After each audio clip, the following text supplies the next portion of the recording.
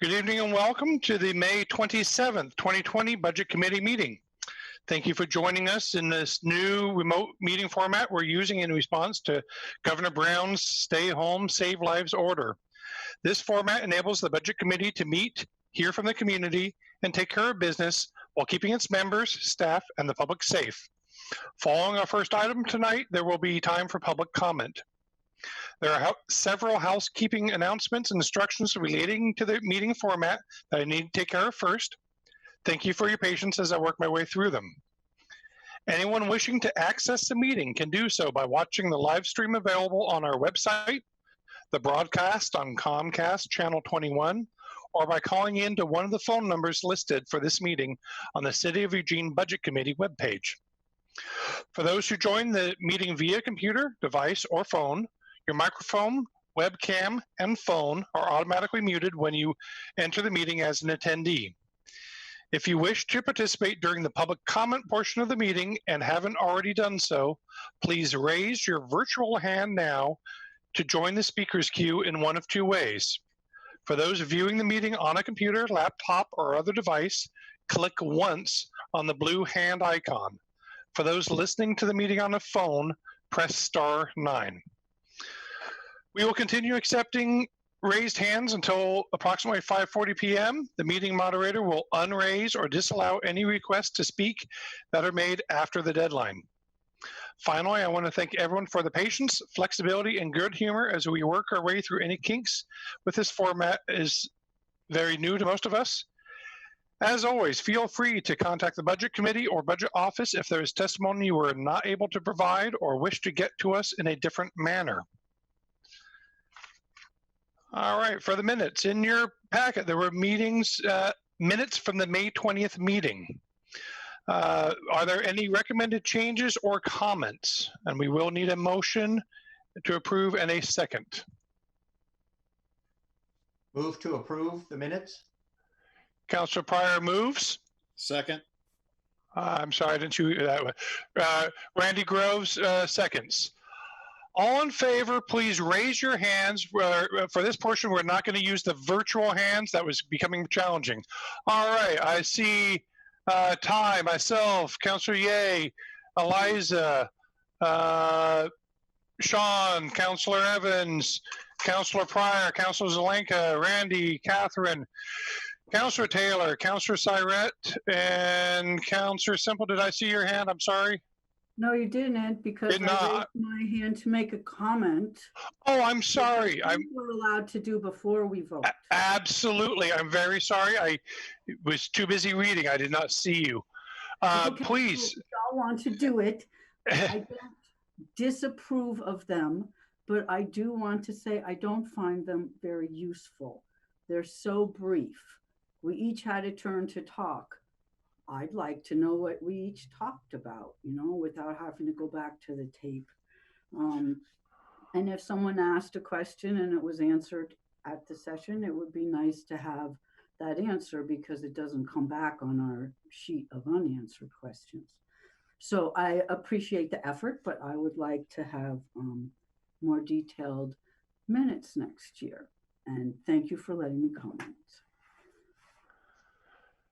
Yes. I'll vote yes. Now you vote yes. Okay, Councilor Semple's a yes, and I'm sure staff will have heard your request and accommodate it as possible. All right. Is there? And I see Ryan Moore raising his hand. Thank you. Any opposed? Not seeing any hands. Motion passes. Thank you. All right, we will now begin the public hearing on the FY21 proposed budget. Those wishing to speak during the public hearing must have virtually raised their hand. The period to do so has ended. The meeting moderator will unraise or disallow any requests to speak at this time. The meeting moderator will announce the next two speakers at a time. When it is your turn, your name will be announced and microphone will be unmuted. Please preface your statement with your name, your city of residence, and for Eugene residents, your ward if known. You will have 3 minutes to comment. There are lights on the timer. The yellow light indicates that you have 30 seconds remaining. When your time has concluded, the moderator will mute your microphone and move on to the next speaker.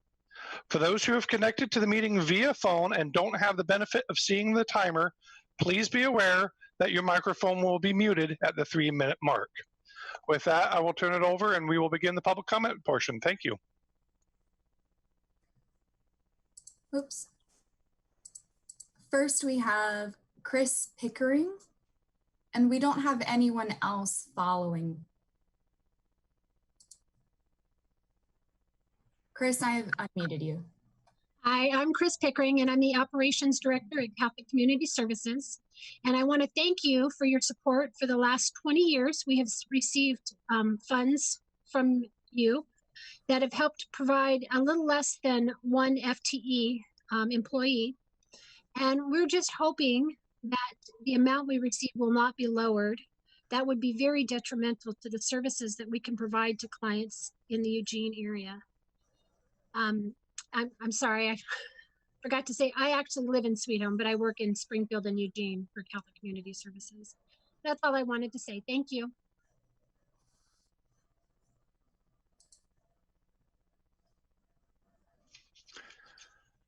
If that is all we have for the public hearing portion, we'll move on to deliberations. All right, so we are going to begin with a round robin session as we have been doing previously in the previous 2 meetings. We will follow the list. I will state who is up and who is up following that. After we have done the round robin, we will enter a queue. Please raise your virtual hand or type in the chat window, and we will be maintaining the chat window for the queue. Please do not have any side conversations in the chat. We will just be using this only to facilitate the queue upcoming. Ty is going to be helping me with this, and each person will have 3 minutes. We will begin with Councillor, and currently I'm showing Alicia and Councillor Clark not in attendance. If I miss them or they show up, we will insert them at the appropriate time. So first up is Councillor Zelenka, followed by Ryan. So all my comments and questions relate to the motions, and I suspect that we're going to bring them up one by one in the order they are in the packet, and you can ask the questions then for clarification. John? Yeah, that's affirmative. Okay. Other than that, I don't have any comments.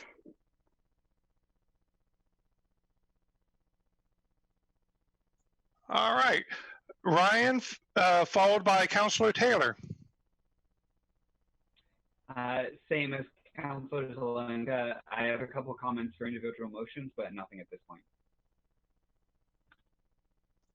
All right, thank you. Councillor Taylor, followed by Councillor Pryor.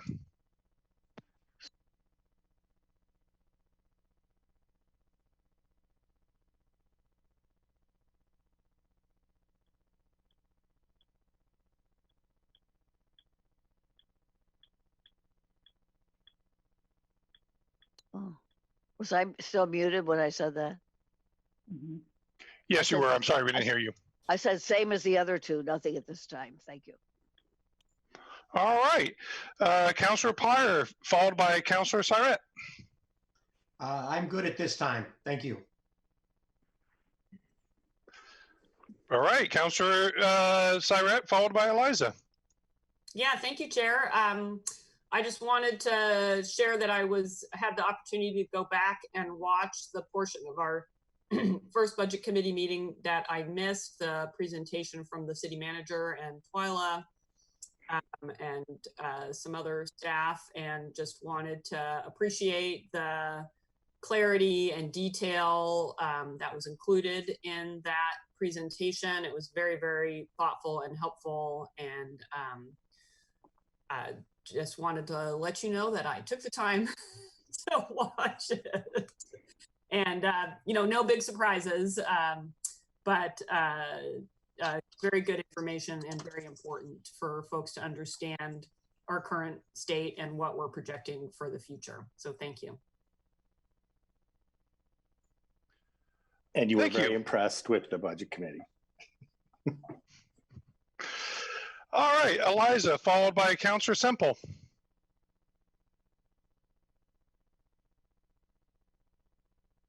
All right, Eliza, I'm take the thumbs up as you're good. Counselor Semple, followed by Randy. Another thumbs up. All right, we're on a roll here. Randy, followed by Counselor Evans. That's a thumbs up. I'm good for now. All right, Counselor Evans, followed by Counselor Ye. I have nothing at this time.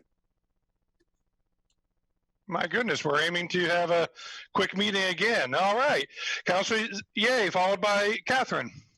Yeah, my questions are mostly motion specific as well. All right, Catherine, and unless Counselor Clark showed up, followed by Sean. Same here. I did just want to say thank you to staff for being super responsive this last week and answering questions and providing information to help inform my questions for the motions later. All right, Sean, followed by Ty. No comments at this time. Ty, go ahead. Brief comment. Oh, yeah, I'm sorry. Yeah, go ahead, please. I just jumped right in. I do have two very brief comments that don't have to do with the motions. First, I wanted to thank the advocates from our neighborhoods who came to the last meeting and who have been reaching out in a variety of ways. I'm glad that there are no proposed cuts to the associations and that we don't need any motions regarding that at this time, but I want to thank all our neighborhood advocates for the work they do. And I also wanted to acknowledge that we received many emails supporting efforts regarding TAC implementation. That remains a very high priority of mine. I was involved in multiple motions about it last year. This year, things are very unstable with our budget, and there weren't any motions I felt were appropriate to make, but I imagine I'll be deep in those again next year, and I just want to keep that ball rolling. That's all. All right, well, thank you. We're on a roll, and I want to thank all of you for being understanding with our format and helping me along a little bit here when I occasionally miss somebody that's waving at me. All right, unless we go amazingly quickly, we will be taking a break at approximately 6:50, but we'll see what we can get done in the next hour or so. We will be moving on into motions. In your packets from your email from Vicki were the motions. Vicki will share her screen with the motions. The maker will have 3 minutes to provide the rationale and any other comments. The motion will then require a second. Once there is a second, then we will begin a traditional queue with 3-minute rounds, and then we will vote on that motion before we're moving on. Please be a little bit patient with me as we count the votes, just because it's going to be a little bit more important, as compared to the approval of the minutes, that I correctly tally who voted for which item. With that, we will move into motion number 1. Counselor Semple, take it away. Thank you very much. I move to recommend that the City Council allocate the originally proposed $408,345 for 3.0 FTEs in the sidewalk maintenance program. Funds to come from the road fund. Program implementation is dependent upon sufficient and stable revenues in the road fund. So right off the bat, it's kind of an iffy motion, because if we don't get the money, it can't happen. But I think it's really important that we maintain and improve our sidewalks. Everyone uses sidewalks, people on foot, people in a wheelchair with a walker, in a stroller. And we use our sidewalks to go everywhere, for exercise, for a stroll, to see the neighbors, go to the park, work, school. the bus stop, the bike share rack, or your parking space. Pretty much everybody is on a sidewalk at some time or another. We want 20-minute neighborhoods so that we can walk within 20 minutes to the places I just mentioned. We want vision zero. If sidewalks aren't safe, people will walk in the road, and then they're more likely to get hit by a car. We want safe routes to school.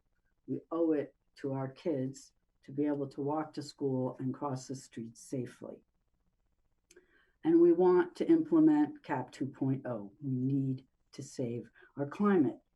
And the biggest thing we can do is stop using our cars so much. And we have this goal of a lot more people riding the bus and their bikes and walking.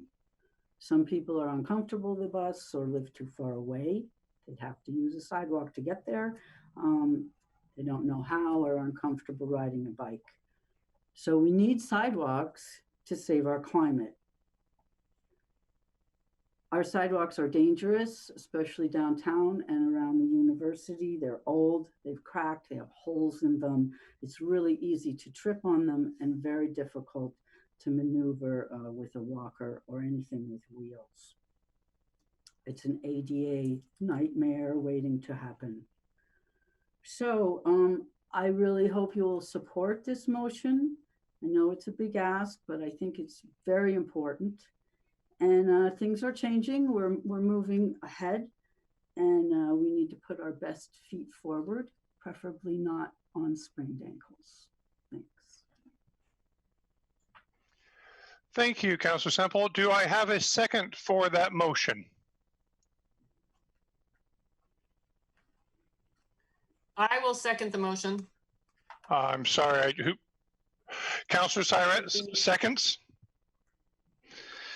I see Councilor Zelenka first up in the queue, and please go ahead, and then Sean. Thanks, John. I like sidewalks too. I think they're very important. I like 20-minute neighborhoods. I walk on sidewalks every single day with my dog, and I like alternative modes to decrease greenhouse gas emissions. But I don't understand a couple of things about this about this motion. I'm not sure what it's intended to do when Allocate the originally proposed $408. What happened to the original allocation of $408,000, and was it not spent, or is it still appropriated but unspent? And that's question one. And secondly is the dependency clause, sufficient and stable revenues to the road fund. Guarantee you the road fund is going to take a massive hit with gas taxes over this next coming year. So I'm not clear what the time frame is for the stability in road fund revenues, because the road fund's going to be down substantially with the lack of gasoline being sold because nobody's driving around. So, and that's the primary, if not the only source of revenue that goes into the road fund. So maybe Emily, your staff can answer those questions. Councilor Semple, do you want me to answer those, or do you want to? Sure. Okay, Councilor. Yeah, the first part of that's pretty simple. Councilor Zelenka, we had proposed this as part of the original FY21 budget, and this is one of the items that we removed from the budget when we amended it due to COVID-19 for exactly the reasons you just shared. Councilor Semple, really, I think it's more of a hopeful motion, that in a readiness motion, that if conditions change, she wants us to be able to implement this rapidly.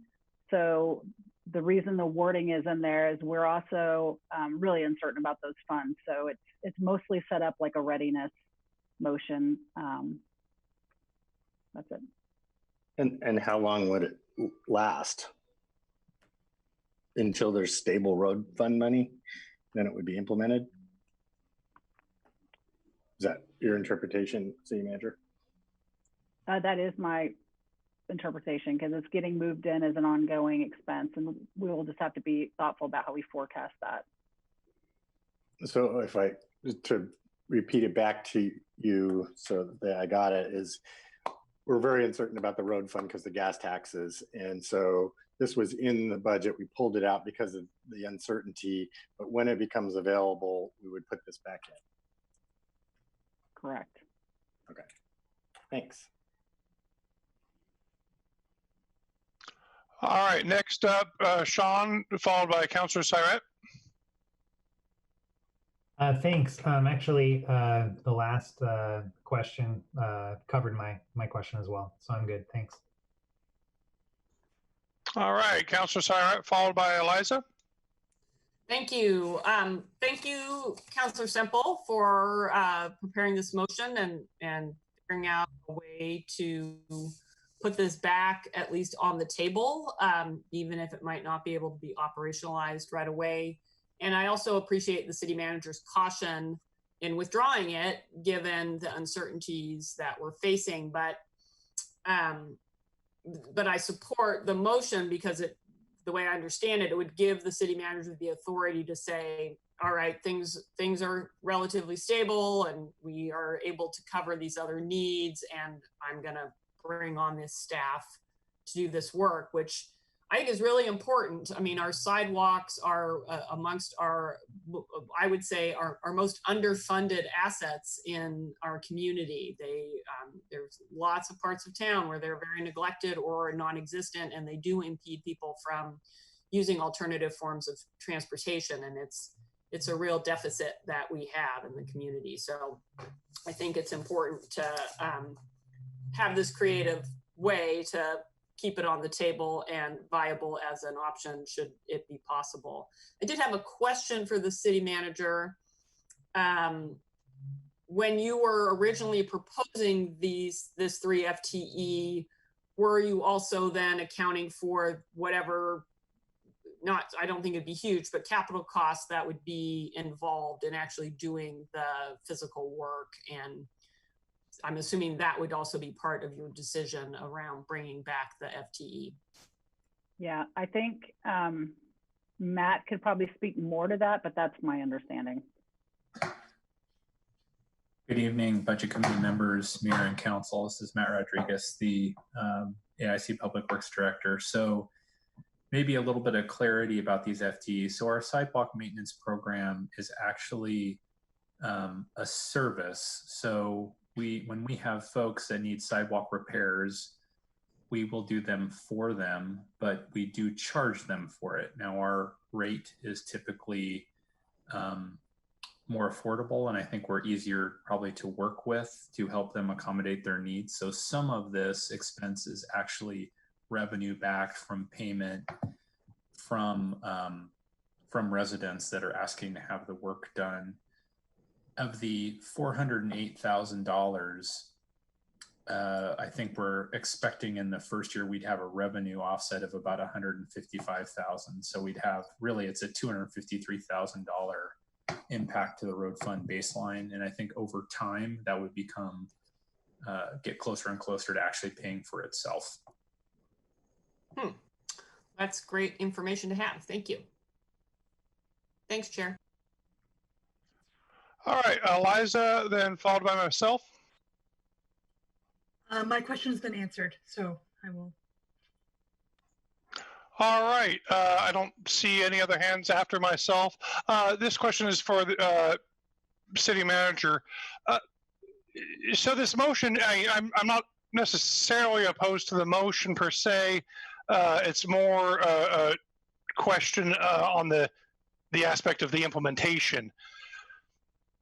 Presuming that things go dramatically well, with our, the economy and our COVID response, and the dire predictions don't come to pass, do you have the ability, or do you intend to do other program implementation, based upon stable revenues, or are we prioritizing this particular one over some others? If we pass this motion, are we giving this one, priority, so to speak, over giving you discretion as needed?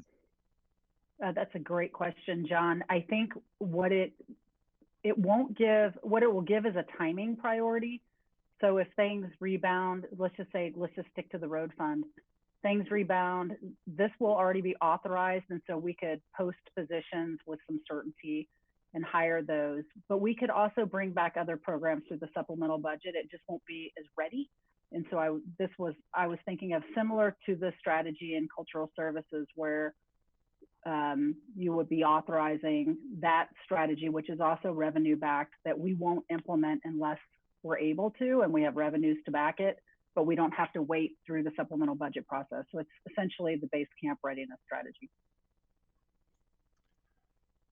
And if things go worse than forecast, or we start seeing the most grim, forecast, what happens to this motion? I guess if you could clarify that again. Does this go on into next year, or is this simply put on hold until a year from now, in which case the motion would be dead, so to speak, and we would bring up the topic, anew next year?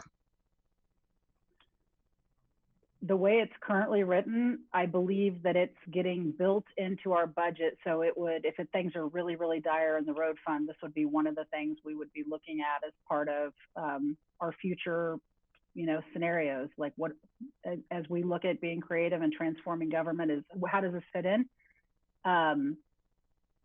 Or you could actually revisit it next year, but I think Twyla would need to speak to a mechanism for how you would do that.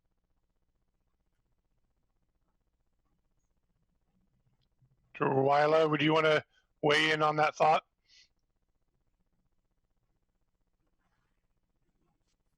Good evening. Sorry, I was trying to unmute myself. This is Twyla Miller, Finance Director.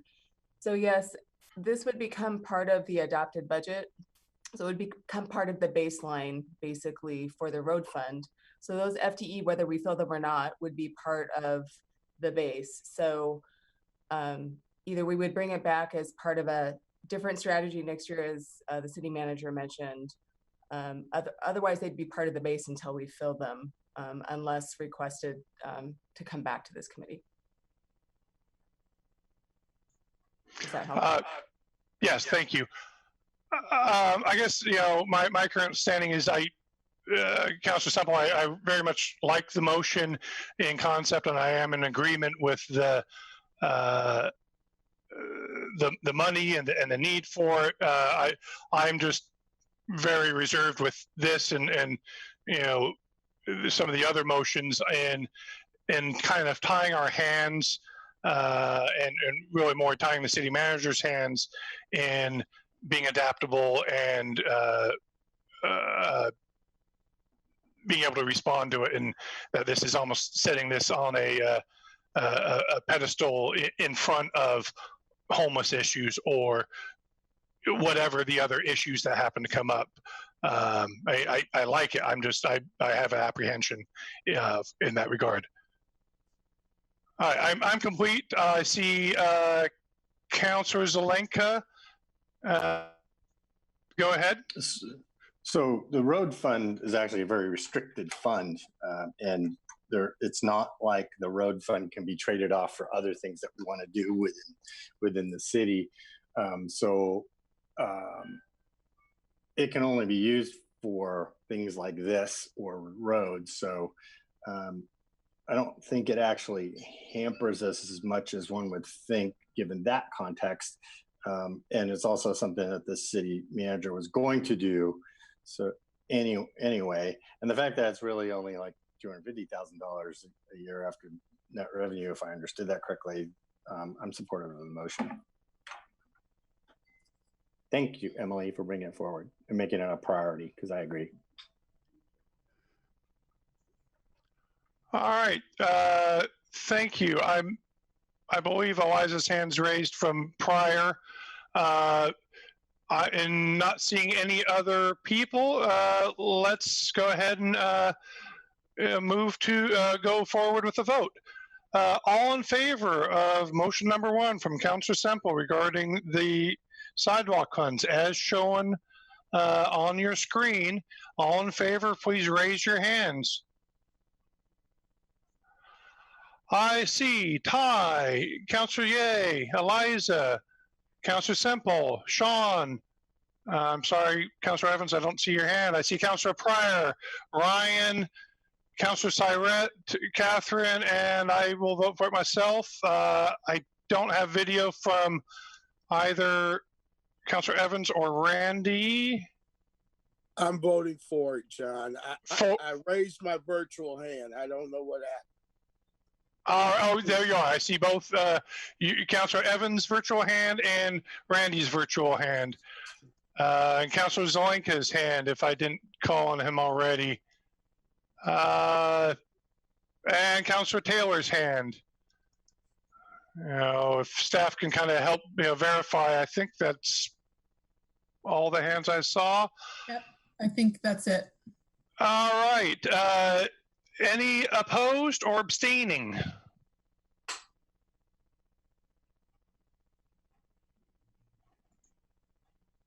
Seeing no opposed or abstaining, motion passes.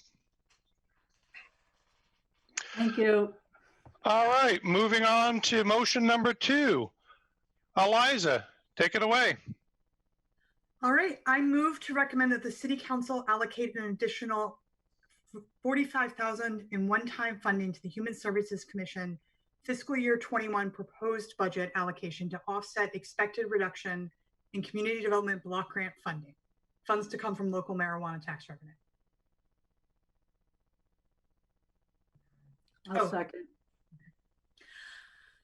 Okay. So we'll let's see. I was going to messed up the formatting there just a little bit. Eliza, I was going to give you a full 3 minutes just to speak to your motion before I took a second, but it sounds like Councilor Semple is happy to second it. But I will give you your remaining 2 minutes and 39 seconds to speak to it before I begin the queue. Sounds great. So the Lane County Human Services Commission provides funding to community organizations providing social services, including housing, food, crisis intervention. Eugene has historically contributed from both the general fund and through federal community development block grant funding. Those of you who were on budget committee last year, remember we talked about this some last year as well. My motion is basically the same as the one that we passed last year. What is basically going on is the city is committed to funding $350,000 out of the community development block grant funding. The way that formula works means that this year we are only contributing $310,000, which results in a decrease in the amount that we are contributing to this fund. We decided last year to contribute an additional $45,000 of one-time money to help fill that gap, to ensure that our contribution to this didn't decrease. And this motion proposes to do the same. The city's fiscal situation this year is radically different than it was last year. It's not, even so, it's not the time to reduce the funding that we provide for this purpose.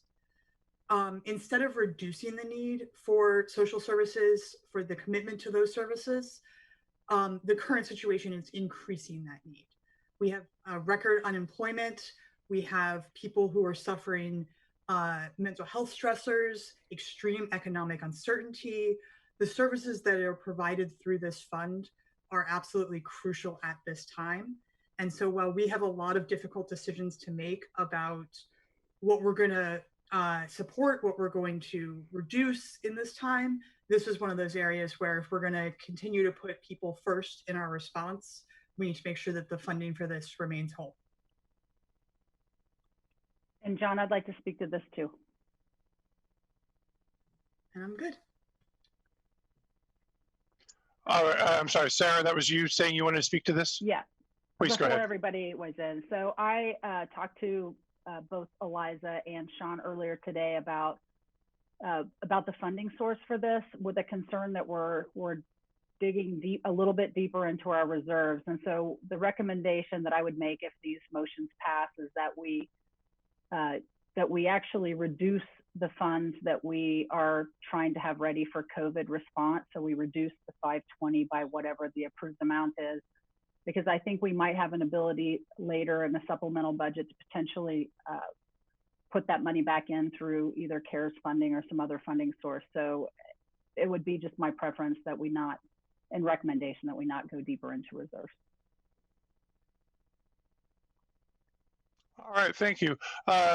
Councilor Semple, I saw your hand first. Are you still seconding the motion?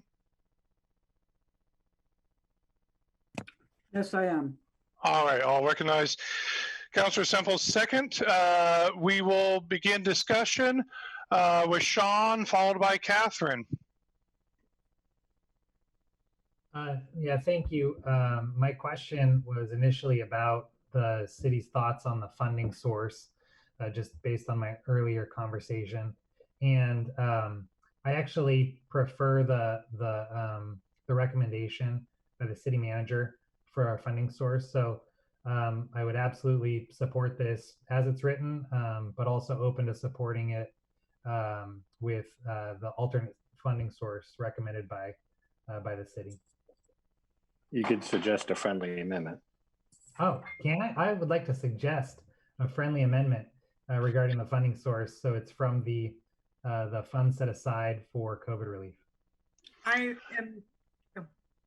Eliza, do you accept a friendly amendment? I do accept that friendly amendment. All right. Well, then, as we watch staff type away. The second has to. Councilor Semple? Yeah, I have to approve the second. But it had said from the marijuana fund. Why was that a problem? So the reason why I think that's a problem is that there's not really a separate marijuana fund that is separate from what is already in our balanced budget. It's essentially funds that come into the general fund, and what it will mean is a reduction in our reserve for revenue shortfall, more than what we already have. But that marijuana fund money will come back. I mean, it'll balance out. It's already been accounted for. That's a big portion of how we're funding some of the downtown work too. So it's there's not extra money there. So I was trying to find a way that you could make a one-time investment in this without taking the reserves down farther than the current budget does. Great, thank you. All right, going to attempt to keep this on track. So, Eliza, how would you like your motion to read?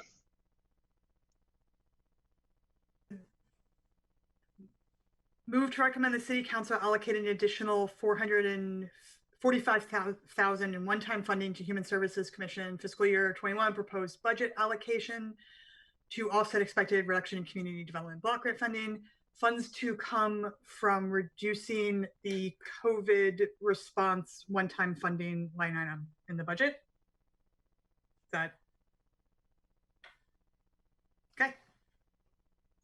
And then you'll need the second to. Right, and as Councilor Semple, do you still second the motion as amended?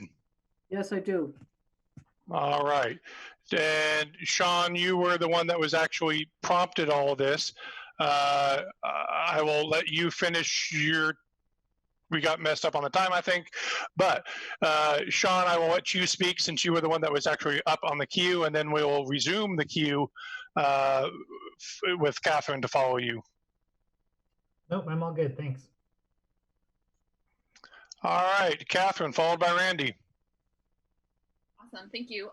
Thank you, Eliza, for bringing this forward. I know we all received a lot of, maybe a handful of communications in the last week from folks who work at these agencies who receive this funding, who talked about the importance of it.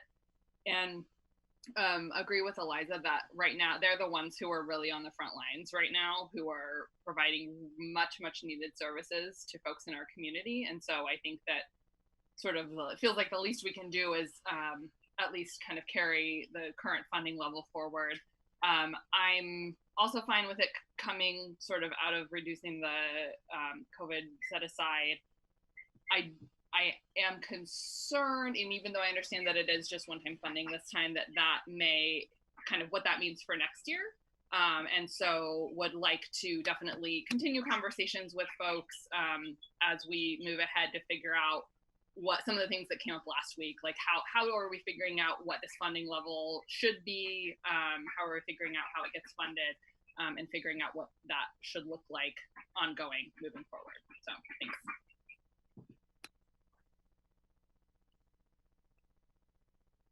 All right. Randy, followed by Ryan, if you still wanted to speak in. If not, followed by. Thank you, Chair. The manager answered my question, I think, about the funding, and I think that's a better source. I also have a more general question. I guess I'll direct this to the manager. I know we need the money now more than ever to try and help people that are suffering from the economic fallout and actually the disease itself with COVID-19. My question is more of a general question, and I'm going back to when I was still with the city. It seemed like there was some frustration at times with HSC and not really feeling like the city had a lot of say in how that money was spent. And I guess my question to you, Sarah, is how are you feeling about the relationship now and the level of input the city has in how these funds are spent, considering we're one of the largest sources of funding? Yeah, I think there's always room for improvement. I would say our relationship with Lane County right now is really good. We have representatives from the council that are on the HSC. They're still, they still have a formula and a process that they use for allocating that our elected officials and our budget committee member get to weigh in on. We don't, as staff, direct those funds. So there have been times in years past when this committee and the city council have wanted to fund other priorities that they wanted to ensure got the full funding. And so we have other contracts like with Cahoots. I think that will probably continue, although I've heard several of you talk over the last couple of meetings about wanting to kind of take a look at that. Thank you. I guess that covers my concern. I think this is probably going to be a work in progress. I just want to make sure that every dollar we're spending is going to absolutely the best possible outcome for people in our community. Thank you. All right, Ryan, followed by Ty. And I actually just answered my own question, so never mind. Sorry. Well, super. Ty, followed by Councilor Syret. Thank you, Chair. I just want to echo that this is definitely a good way to fund this, because these agencies that are going to be benefiting from these funds are really the ones that are on the front line of our community's COVID response. So I'm glad that we landed on using those COVID dollars for it. And I think this is just a vital yes vote. Thank you. All right, Councilor Syret, followed by myself. Thank you, Chair. So I just wanted to respond to the concern Randy raised. So I have served on the Human Services Commission continuously since 2006, when I was a citizen member of the Budget Committee and Vice Chair of the Budget Committee, and then Chair of the Budget Committee, and then a City Councilor. We actually have more representation on that commission than any of the other jurisdictions. We have 3 City Councilors and 1 Budget Committee member. Springfield has 2 City Councilors and 1 Budget Committee member. And Lane County has 2 County Commissioners and 1 Budget Committee member. So while I recognize some of the, challenges that were referenced from the past in terms of how they manage their reserves and how money was allocated, we actually have a very strong voice on that commission in terms of moving the dial, moving things towards, our policies around the tech report or other social services.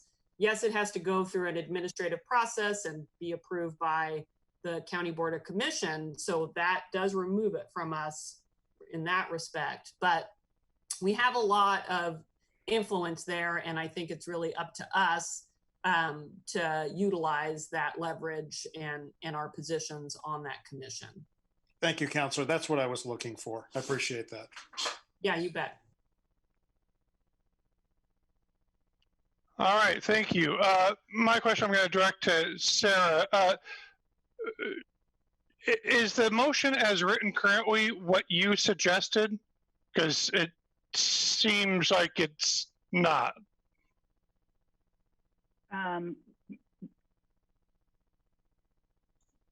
Yeah, I think this is, I mean, all I was suggesting was that we shifted this funding source to the one-time COVID allocation. So it would reduce that from 520 to the math minus 45, right? Okay, and so some of the, how would you figure the, how would you characterize the COVID allocation as far as sufficiency for that? And part of that, where I'm coming from that is, again, this goes back to my comment on the previous motion of, you know, needing this flexibility and this, if I didn't misunderstand a lot of what we've already been doing, you know, as far as addressing services and such, have, you know, on an emergency basis come from the COVID allocation. It seems like we're taking a little bit of flexibility from that and putting the money to HSC. Well, I think that's accurate to some extent. So it'll, and I'm going to recommend it on Sean's motion too. And I'd like to speak to that before you get your second on that one. But it will reduce that from 520 to 475. The 520 is a number we felt like it was as much as we felt like we could allocate to what we know is going to be a need in the community, both business needs, both cleanup needs, both you know, transitioning some of our unsheltered. We know that there's going to be expenses with that our operating budgets can't afford. However, I also think that it's possible we're going to receive some funding, additional CDBG funds, potentially some CARES funds that we might be able to come back with a supplemental budget and refresh this, because I don't know that 520 is going to be enough. And so we're balancing that. I just think that in the long run, the stability of having the reserves not continue to dip is probably our highest priority right now. Right, and that's kind of, you know, in line with where I'm questioning if this motion is actually addressing that, because I thought you were speaking to making this allocation on an amended budget, not on the current one, because doing it now would, in fact, reduce the reserves. No, this will take our, so instead of having 520 in one time, we'll have 475 in one time for COVID-19, and we will have this, so it's the same amount. Does that make sense? All right, and all right, and so this is consistent with what your recommendation is? Yes. All right, thank you. Yeah. Not seeing any other names or hands raised. We can move to a vote for Eliza's motion number 2 as amended and seconded by Councilor Semple. All in favor, please raise your hand. All right, I have Ty, Councilor Ye, Eliza, Councilor Semple, Ryan, Councilor Pryor, Councilor Zelenka, Catherine, Councilor Taylor, Councilor Syrett, Randy, Councilor Evans, and myself. We got them all. That's everybody. Excellent. Yeah. I will just make sure I speak to any opposed. Oh, good. I didn't miscount. All right. Motion number 2 passes as amended. Moving on to motion number 3. Sean, take it away with 3 minutes to talk, to say your motion and speak to it, and then I will let city manager weigh in, and then we will ask for a second. Thank you very much. I move to recommend that the City Council allocate one-time funds for $73,238 to help the Human Services Commission fund a 2% increase for subcontractors for the coming year. As discussed in prior weeks, the HSC has heard from their subcontracted service agencies that they are struggling to recruit and retain staff. The HSC is looking to provide additional funding for a 2% increase to subcontractors. This motion provides the City of Eugene's portion of the total 2% increase for subcontracted social service agencies.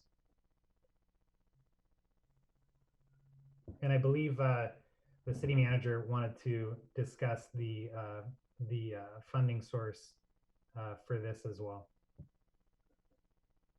Actually, I have two items, and I might break my rule. So I called Sean this afternoon to talk to him about my idea around the funding, because I never like to take people by surprise. But even as after our phone call, Sean, I'm not sure that this number represents the City of Eugene's portion. I think this might actually be the full 2%.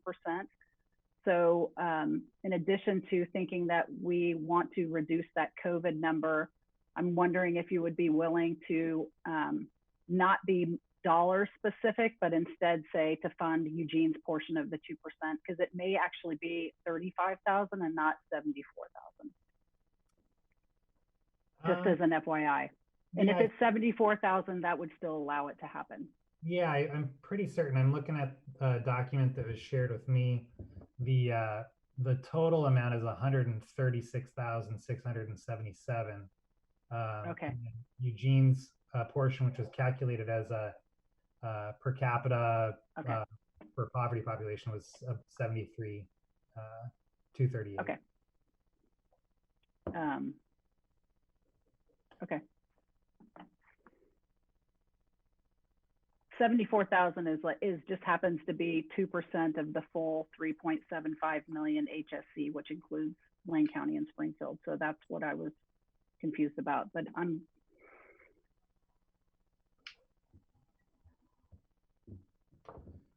And then, did you want to speak to the source?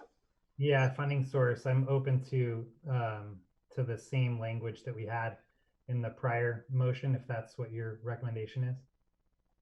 Yeah, that would be great. I think that would continue to be my recommendation. Okay. Could we add that part? Am I allowed to friendly myself? Yes, because you haven't had a second yet. Yeah, you're able to make changes as you wish, easily prior to us taking seconds. So, Sean, excuse me, City Manager, was that all your comments at this time? Thanks. All right. Sean, is this motion as written on the screen the motion that you would like to put forward? Yes. All right. Do I have a second? A second. Councilor Syrett seconds it. Then let's begin discussion. I have hands from Councilor Zelenka, followed by Catherine. Yeah, hi. Sean, I was wondering, did you mean to have this go towards salaries of the subcontractors of the Human Services Commission? They're contractors, not subcontractors. But is that what your intention was? Because the way this is written is that's just 2% goes to the contractors and they can do whatever they want. If your intention was to help alleviate their current problems of recruiting staff, then and you might want to have this be a 2% increase to contractors to go towards salaries. Yeah, I think the ultimately that's where it's going to go. I don't know that we need to build that into the language here. In discussion at the HSC, it's been all around funding this 2% increase that they used to do on the 2-year budget, but then took away at some point in the last, whatever, 10, 15 years. And they're trying to build that back into the second year of their budgets. So I'm fine with it worded as it is, based on the conversations with the service providers. That's where this money will go. I like leaving the flexibility in there for them. Okay. If you want to have it be flexible, but my experience over the years is that Intentions are fine, but sometimes they get misinterpreted. And if you want to be specific, you need to be specific. So, but if you're interested in having it be flexible enough to them for them to use however they please, then this is fine. I'm going to try to step in here and just minimize a little bit of the cross. So, Councilor Zelenka, are you putting a friendly amendment to Sean, or you're merely commenting? No, I was inquiring as to his intent of what he wanted to do. But if he wants flexibility, then I have no friendly amendment.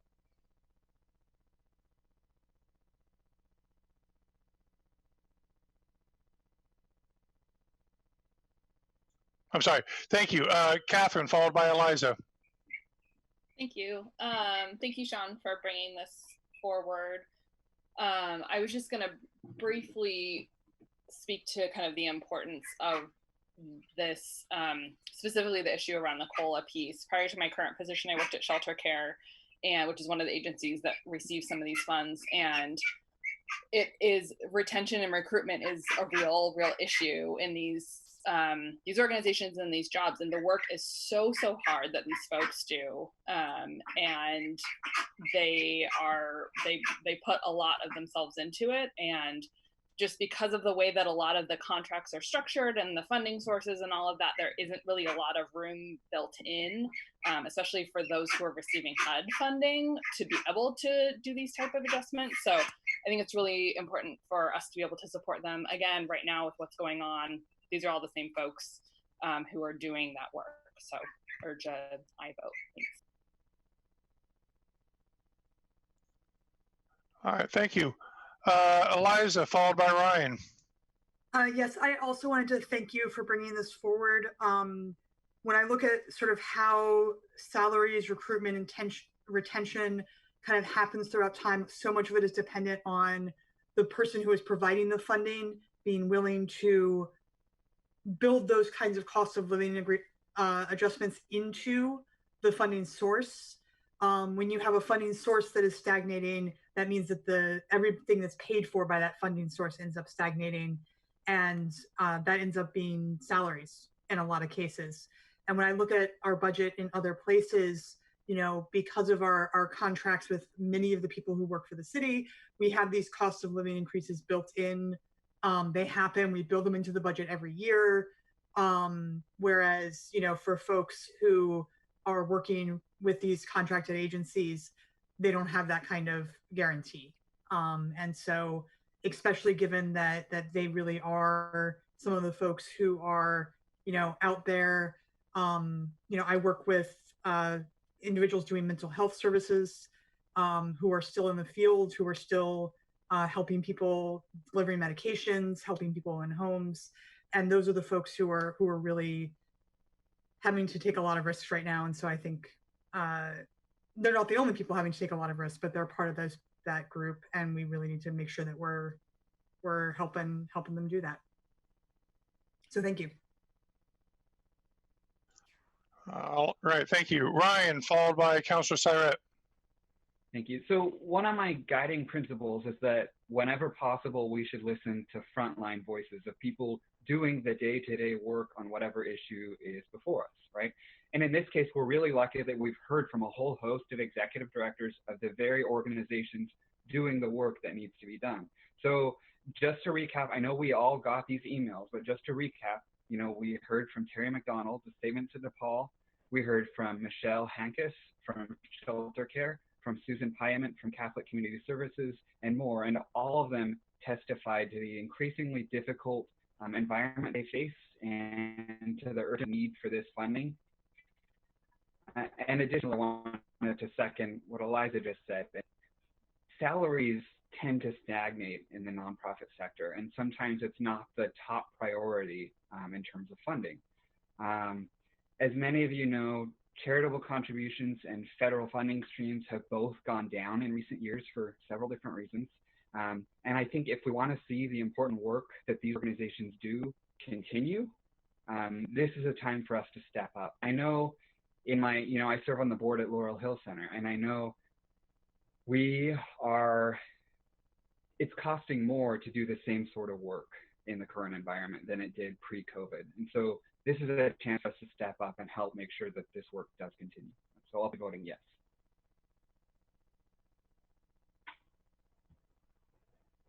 All right, Councilor Syrat, followed by myself. Thank you, Chair. Thank you, Sean, for making this motion. You are unknowingly following in my footsteps as a HSC Budget Committee member, where I brought forward motions quite frequently to help shore up HSC funding. So I do think it might. I do have two actual friendly amendments I'd like to offer to help make it clear. One is raised by what Councilor Zelenka brought up. I think it would be helpful if you're willing to make it clear that our intention is for this to provide for salary increases. And I apologize, I missed a little bit of your response to Councilor Zelenka, so if you already addressed this, I apologize. But so I wonder if you would entertain a friendly amendment that at the end of the motion says to provide for service provider staff salary increases. So I guess my concern is in the execution of tracking that. In some cases, this is $1,000. They're fairly limited to each organization, and I just wonder if the burden of tracking each of those dollars to where I believe the intention is for these funds to go is sort of more costly than what we're offering to provide. Well, I think the practical application would be that the RFPs would allow for some higher allocations with the understanding that they would be there to shore up staff for retention and the things that we heard about at the HSC. Mm-hmm. I don't know that adding that to the motion would require them to track every little dollar, but I could ask the city manager or the city attorney if they thought that's how it'd be interpreted. Be pretty easy. And it would certainly make very, very clear the intent. And so because there wouldn't be a motion, as part of the motion, it wouldn't be that it was required to do a tracking or produce something, but it certainly, if that is the intent, is that it is provided for the salary, then adding that language into the motion, at the very least, makes that super clear. But it doesn't put a administrative burden there. Not that I can think of, no. I mean, it sounds like there was a specific request for this money for a 2% increase in the salary. So because this is, Sean, as I understand it, this is a response to a very specific, we would like additional funds to be able to increase salaries by 2%. So since it's in response to that request, any sort of administrative thought around that would have already been built into that request. So I would say making that clear isn't increasing that administrative burden.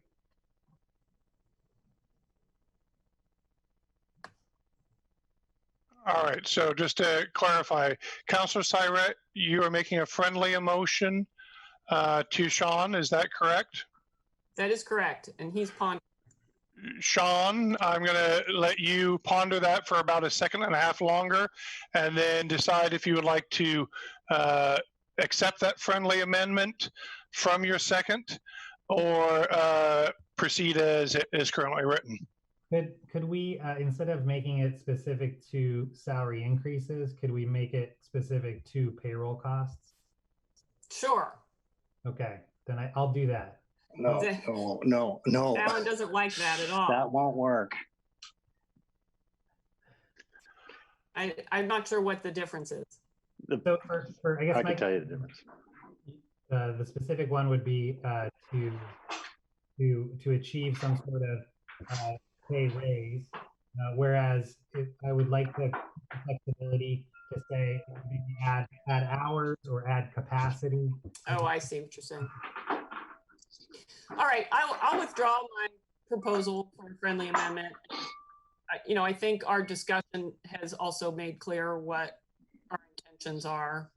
But I have a second friendly amendment to propose. Double friendly. Listening to the city manager's concerns, because she hasn't been able to verify the numbers. And while I totally trust you, Sean, that you know what you're talking about, just to provide for the contingency that there might be a different calculation, would you be willing to add the words "to not exceed" before the amount that you've proposed, so it would read one-time funds of to not exceed $73,238 to help the Human Services Commission, et cetera. Yeah, I'll do that. Okay, great. Thank you. That was it. Thanks, everyone. I really appreciate all the support. Thank you, Councilor Syrat, and thank you. So, Sean, just to verify, the motion that you are putting forward is correct as written on the screen? Yes. All right. And Councilor Syrat, since you were the one that actually seconded his motion, I'm going to presume that our second is still in agreement. I'm next up on the queue, followed by Councilor Zelenka. All right, thank you, Sean. As we're progressing through these motions, my apprehension is building. I have no dispute whatsoever on the value that they're doing, of the need for the services that they're providing. I think as we're moving in this direction, I am very concerned that we are underestimating the magnitude that COVID-19 is going to have, both on a direct response and in a long-term economic impact. I think, we are not nearly as far along as people would like to hope in our response, and we've only barely begun to see a scratch on the surface of what may come to pass from an economic standpoint. I'm afraid that every dollar that we are spending here is just going to make the cuts that we face next year that much more painful. And while I'm supportive of HSC and your intent, this one I'm unfortunately am going to be unable to support because I think we really need to kind of buckle down and keep our reserves as strong as we can because of what is yet to come. With that, Councilor Zelenka, followed by Ty. So, Sean, you're in good company. I, too, as a Citizen Budget Committee member, made a very similar motion over 15 years ago to increase the salaries of folks. My 24 years of experience on the Budget Committee is that you need to be as very specific as possible with your intent. And so I really do encourage you to take this as a friendly amendment, and payroll cost is not the same thing as salary. Payroll cost has administrative costs and all these other kinds of things, and they could be paying accountants with that. So I would really encourage you to take this as a friendly amendment, that it be directed exclusively for salary. Salary is hours and however they want to do it, but it has to go towards the people who are doing the work. All right, I have a friendly amendment from Councilor Zelenka. Sean, would you like to respond?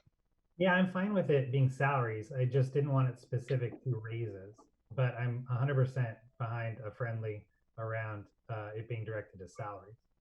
Okay, good. In that case, I will support it. And as the person who seconded, I accept that friendly. Thanks for coming to the solution. But I think the wording might be because they aren't necessarily trying to calculate a 2% increase for salaries. They're just doing a 2% increase to whatever they're providing, which will then equal whatever that is in salaries. So yeah, So, right, because 73,000 is only half of it. So fund a 2% increase to subcontractors to be used for salaries. Isn't the 153 or whatever number you said, wasn't that the total amount needed for 2%? For 2% increase in funding, but our funding doesn't cover all of their funding. So it can't, it's going to be something less than 2% salary increase for their staff. So my next question, so to get to a 2% salary increase, other jurisdictions, Plain County, Springfield, have to add to this amount because we're not paying for the whole thing. Yeah. So so if they said no and they contributed 0, then it wouldn't be 2%, right? Yeah. So I guess I'm saying something broader. So our funding, so the HSC funding does not necessarily provide all of the funding to that organization. So what they're requesting at the HSC is a 2% increase to the subcontractor, the contract, which will then, what we're saying is be directed to salaries, but that doesn't mean a 2% increase to salaries. No, I would just delete the 2% part to say 73,000 and go to subcontractors for salaries. Sure.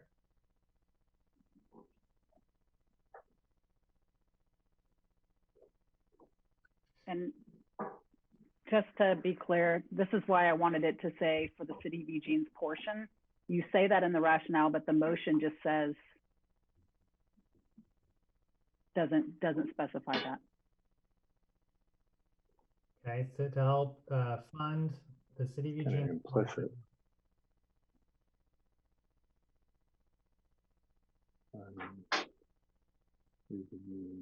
Portion of subcontractors. I think it should say of a 2% increase to subcontractors.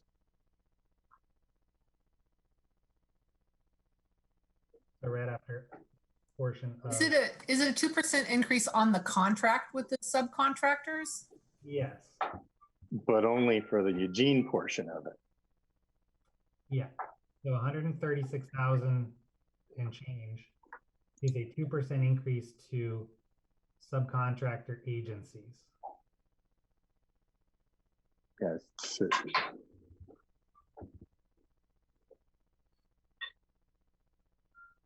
There you go.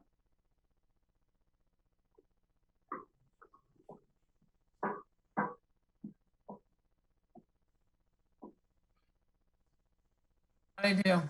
Councilor Zoinka, is this reflect the friendly amendment that you are wishing to make?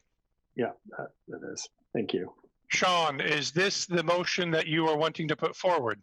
This is exactly what I want to put forward. And Councilor Syret, since you seconded it, do you concur with the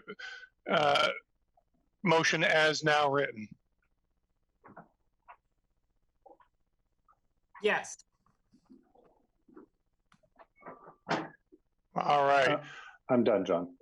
Thank you. Hey, hang on a moment. I've lost track of my list here.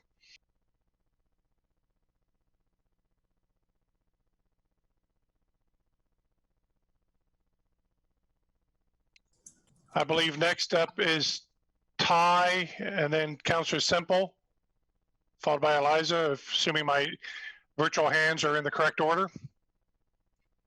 Ty. That's the list I had too. Thank you, Chair. So I just wanted to agree that I'm very concerned about where our reserves for revenue shortfall are, given how much uncertainty there still is. I think there's certainly a risk that this could get, the economic impacts of COVID could get a lot worse than we already fear. There's some major downside concern on that side of the ball. And I think it's good to keep that in mind for sure. I want to be very cautious how we use our reserves, which were already going to be very low this fiscal year, even before we started factoring in the COVID adjustments to this budget. all of that said, I still want to echo what we talked about in the previous motion, that the work these agencies are doing are really directly a piece of our COVID response. And there are very few areas we should be increasing right now, but I firmly believe this is one of them. And I think that increasing this support through the HSC to these agencies that are making that difference on the front lines in our community today is one of the things that will help alleviate that downturn risk if things do get worse. And so I support this motion for that reason. Councilor Semple, followed by Eliza. Thank you. Is the intent of this to entice more people to come work, or is it to keep the people that are already working from leaving? It's my understanding that it's a little of both. That they're losing people or not able to fill positions due to present salary restrictions. My second question is more generic. I'm confused about subcontractors. Wouldn't the commission hire contractors who would then hire subcontractors? Yes. Well, then why wouldn't we be increasing the money to the contractors? Because why are we saying how much they pay? Is that part of it? I think whether or not it's subcontractors or contracted agencies, I'm fine either way. That's the language that was used when I discussed it with the Human Services Department. Well, if that's what they want, I guess I'm okay with it, but it confuses me that we're telling the contractors what to pay the subcontractors. I think it's the first line contractors. I think we're talking about the same thing. It's going to be first line contractors. Then it's just contractor contracts. Thanks. All right, Eliza, followed by Councilor Syret. So my impression of how this works is that the Human Services Commission writes a contract with, one of these agencies and says, please provide this service and we'll give you this amount of money to do it. And what we're actually talking about here is increasing that. Do we have the ability in those contracts to actually specify that? And if so, what are the implications? Because if you have a staff member who is working on that particular project that they've gotten the contract for, does suddenly that person get paid more than someone else? Like, I feel like the original language of to help with recruitment and retention felt about right. Like, I feel like it's a question of like, are we mandating that they raise everyone's salaries with the $1,000 extra a year they're going to be getting from the contract? I think is a question that I have there. Because I think you had said that this wasn't enough necessarily for them to do a 2% raise for all their staff. That right? Yeah, so the intent of what the HSC is putting forth is not a 2% salary increase. It is a 2% contract increase to be used for salaries, whether that's raises or additional capacity. And so I think we're all, I mean, maybe it's just in the wording, but yeah, the intent here is for that to be directed to whatever portion of the salary investment is that has been requested by the various contractors. Okay.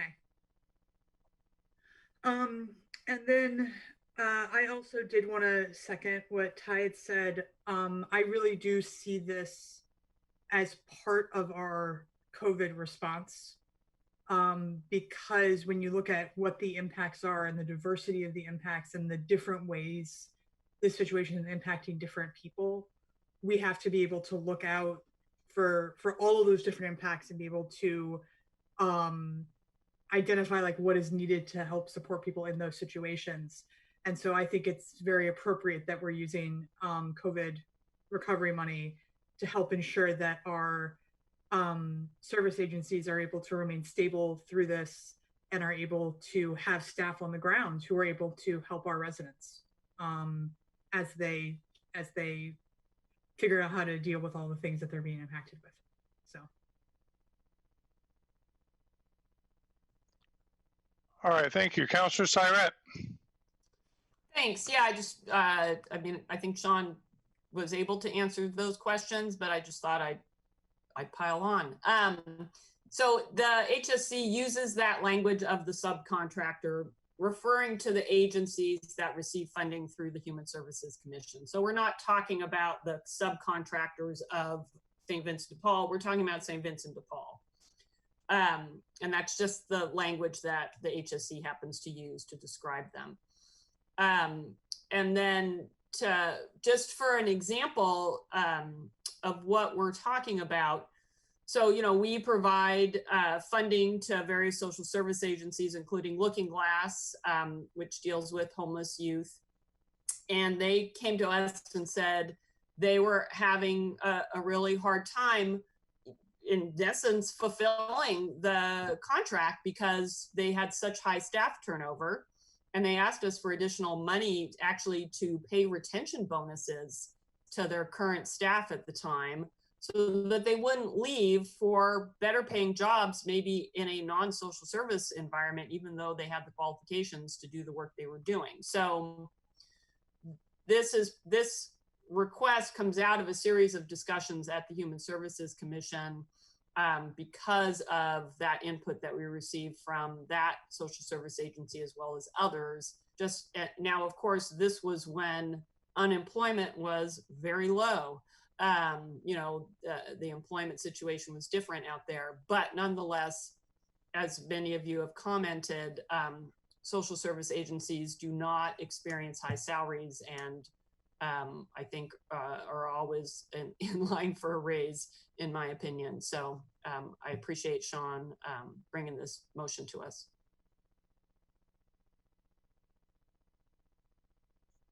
All right, I'm not seeing any other people in the queue. Sean, is this motion correct as written and shown on the screen, what you would like to put forward? Yes. All right, then we'll move to a vote. All in favor of motion number 3 as put forward by Sean and seconded by Councilor Syatt, please raise your hand. I see tied. Councilor Ye, Eliza, Councilor Semple, Sean, Ryan, Councilor Pryor, Councilor Zelenka, Councilor Syrett, Catherine, Councilor Evans, and Randy in favor. All opposed? Councilor Taylor and myself. Anybody else opposed? Motion passes. All right, moving on. Motion number 4 is mine.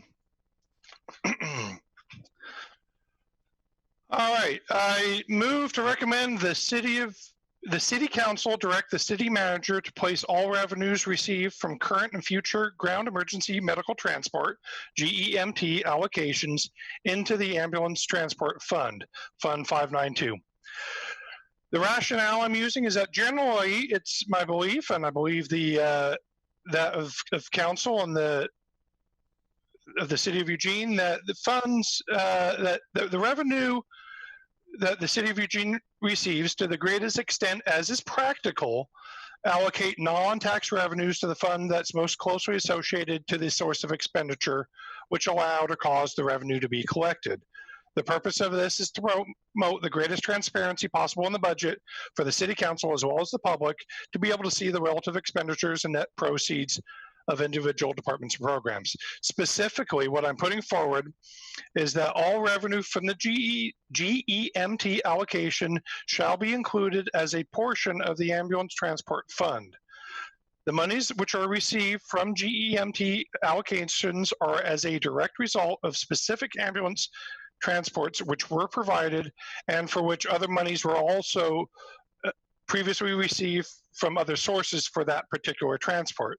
And therefore, all the monies for those transports should be included in the ambulance transport fund so as to provide the greatest clarity and transparency when analyzing the reimbursements which are received and for providing ambulance services. This is not a money motion, although in the packet that we got that talked about this a little bit, it talked about a reduction in revenue. My intent with this motion is not to actually change, money. This is simply an allocation of where funds are going to so that we can properly see what things we're being reimbursed for and what things we are having to subsidize.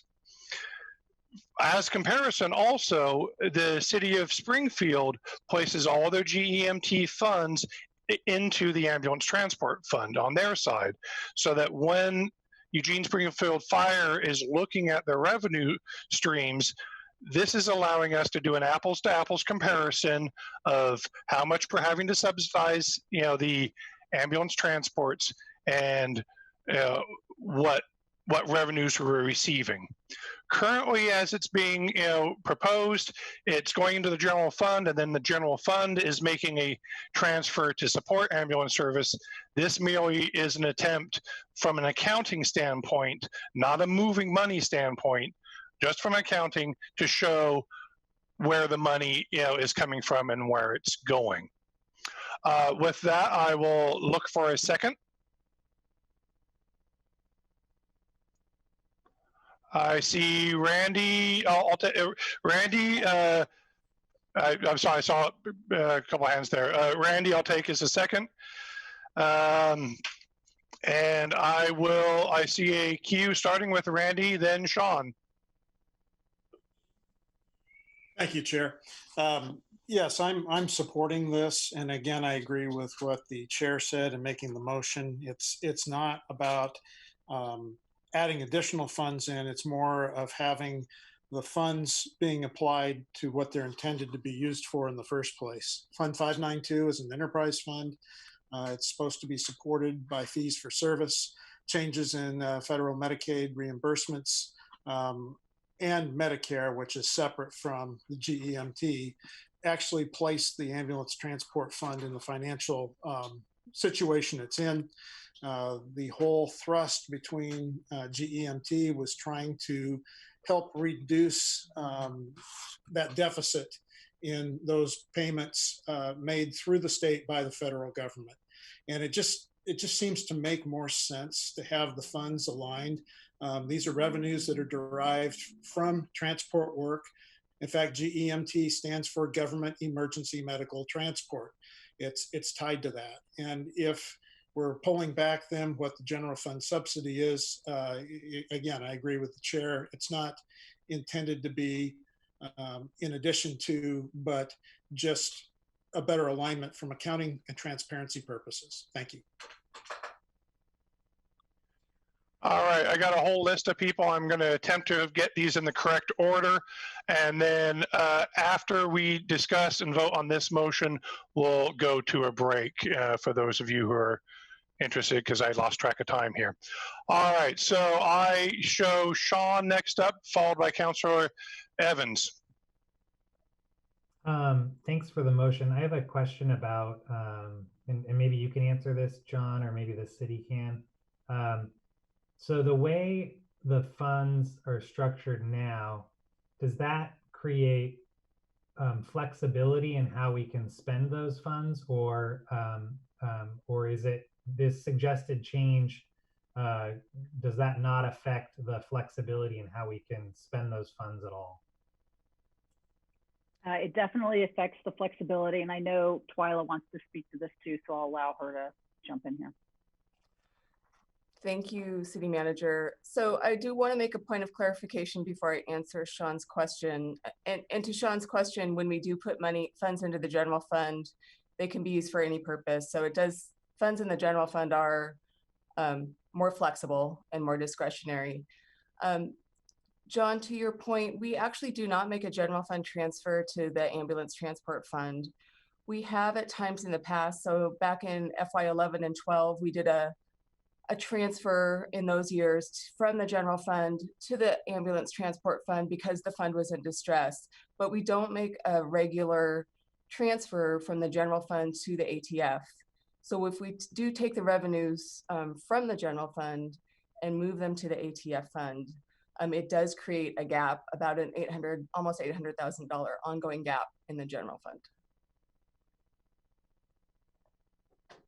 Great, thank you for that information.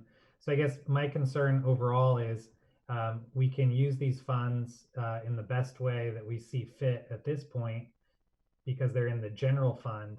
I would be concerned, I like the idea of transparency, but I would be concerned about limiting our flexibility in how we utilize these funds, especially in the environment where we're really having to tighten our belt. So I think that maybe we can get to transparency through reporting on the budget website without limiting our flexibility in how we spend. Thank you. All right, I'm sorry, I'm losing track of my list here. Councilor Evans followed by Councilor Syrett. Yeah, John, I've got a question. A few years ago, we had a crisis that related to ALS and BLS ambulances. And we, if I'm correct in my memory here, we settled on a compromise to support those, purchases and adding to our already, stressed fleet. Specifically, would these funds be allowed to support ALS and BLS within the framework of the fire department? Or is it intended? That would be my intention, yes. Is that your intention? If Chief Heppel's on, he can probably best speak to this, but that would be my intention. That clarifies it for me. And there would be other needs that would be addressed within the fire queue by this money.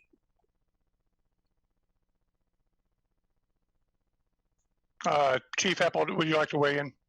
Yeah, so Chief, I think that's a very confusing statement for me to try and diagnose here very quickly.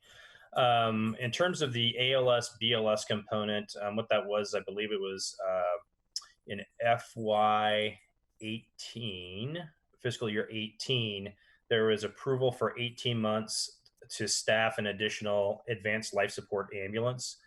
The one-time funding for that expired in June of 19. We continued to retain that ALS unit, and it is still in service today.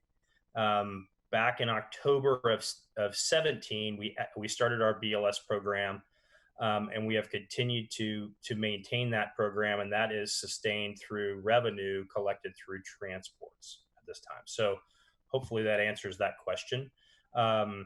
Yes, if the GEMT funding would go into the ATF, and the ATF does directly support the funding of our ALS and BLS units.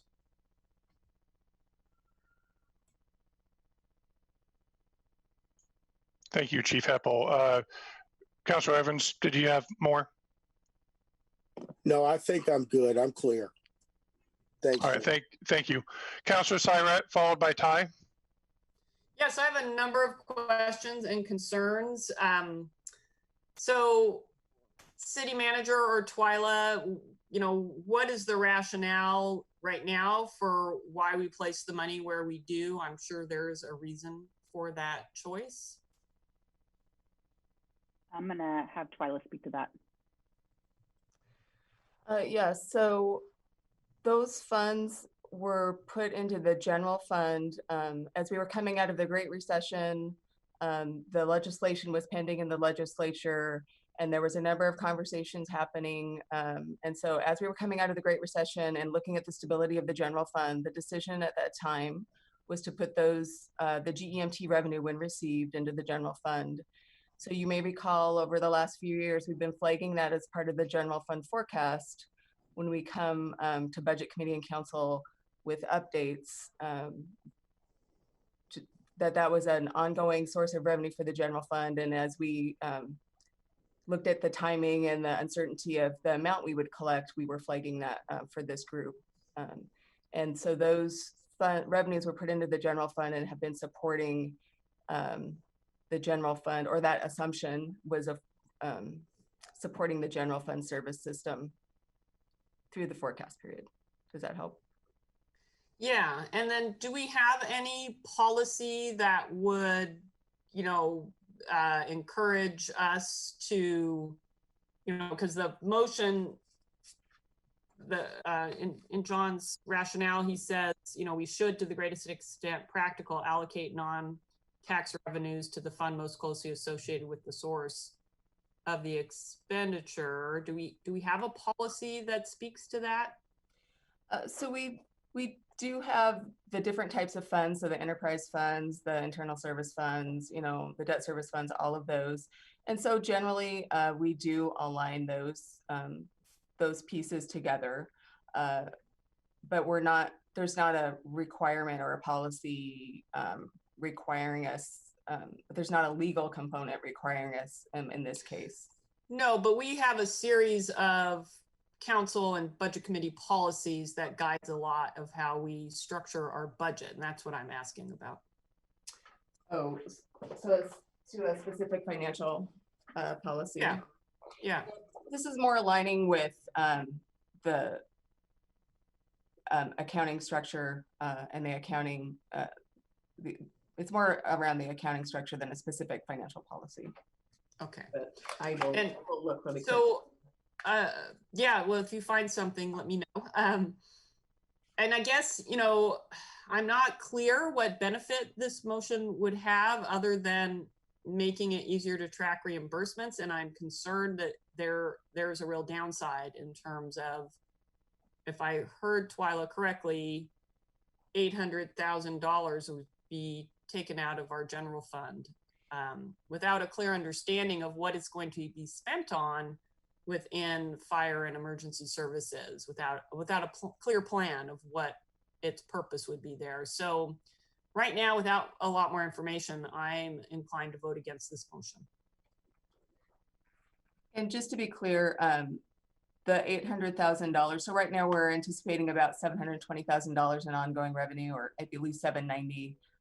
But so yes, that would reduce the revenue, and then it increases that those ongoing budget reduction strategies by $800,000 to $850,000 as we look to FY22 through 24.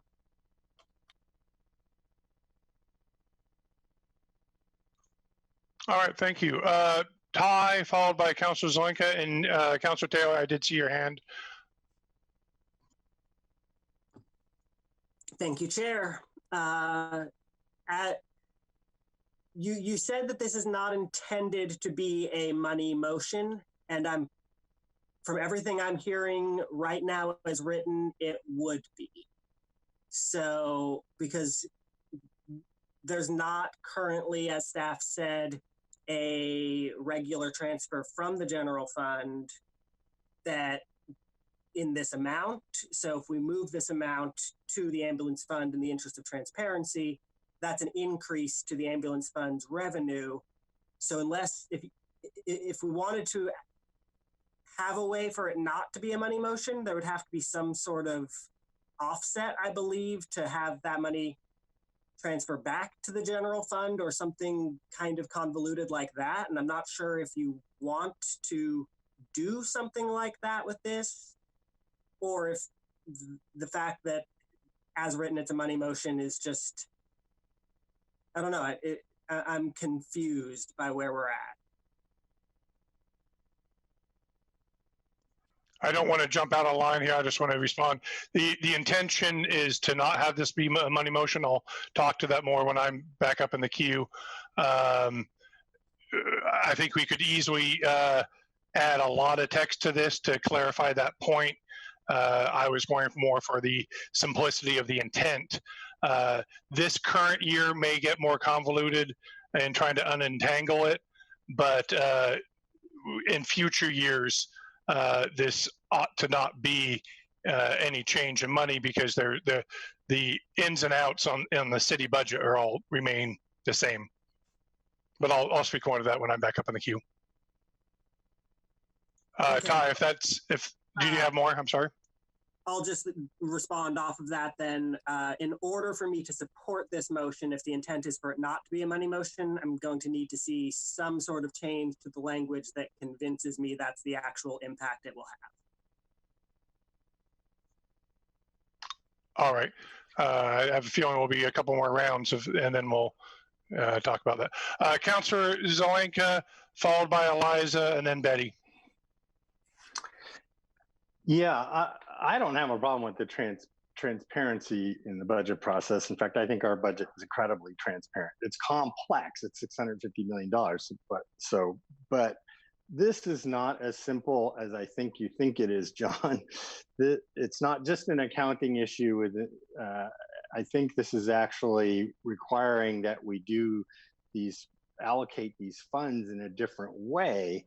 And they're all, so my question for the city manager is, does this language require that the GMT $790,000 get moved into the ATF, and therefore there is a $790,000 hole in the general fund, because you can't use unless there is a commensurate shift of general fund money back to the general fund from the ATF. So what would be the effect of this as you see it, city manager?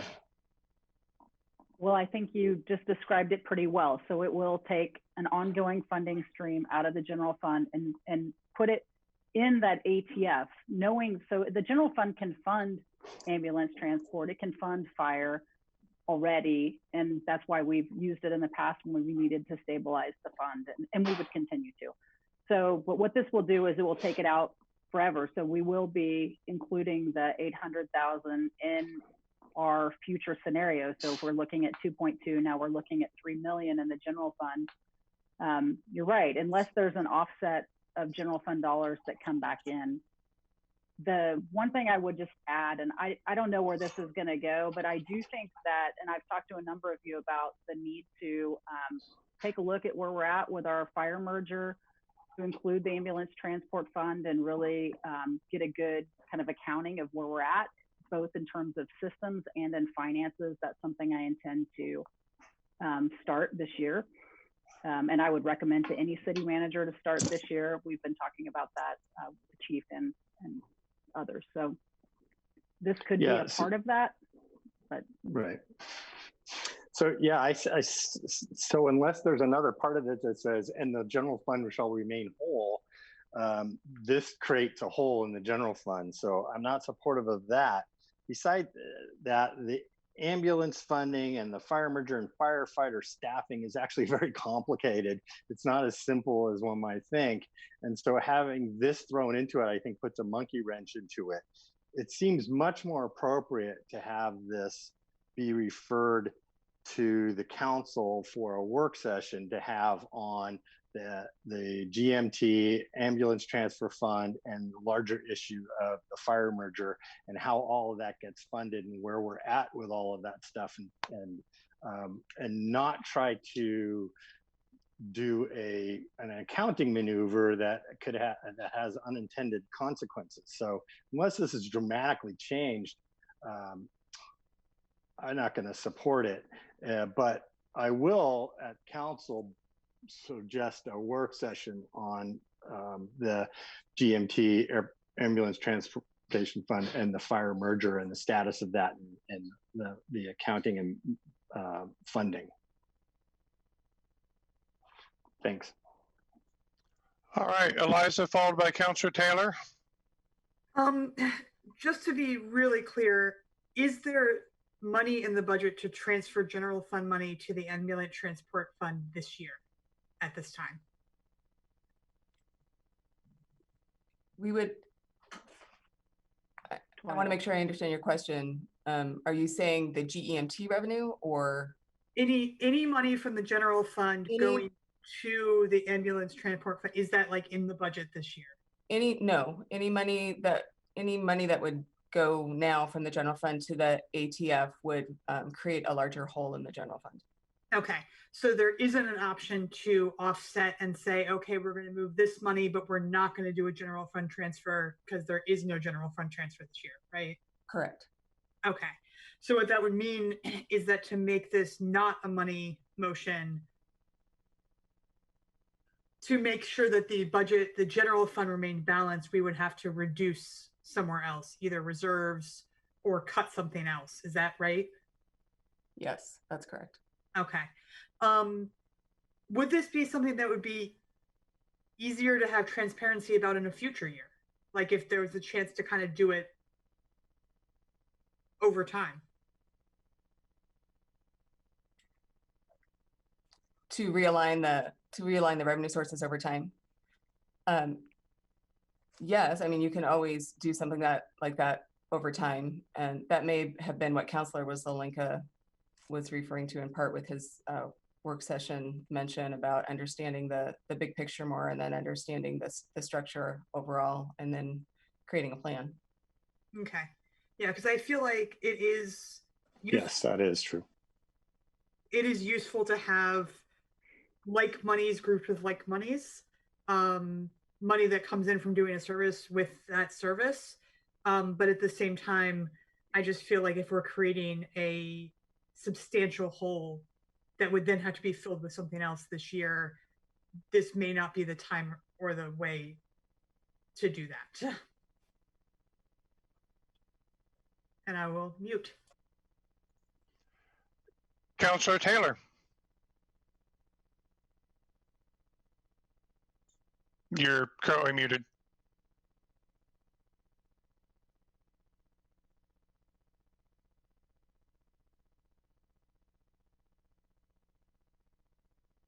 Okay, I'm inclined to vote for this. I think it's a more appropriate concern of the budget committee than a lot of other things we talk about.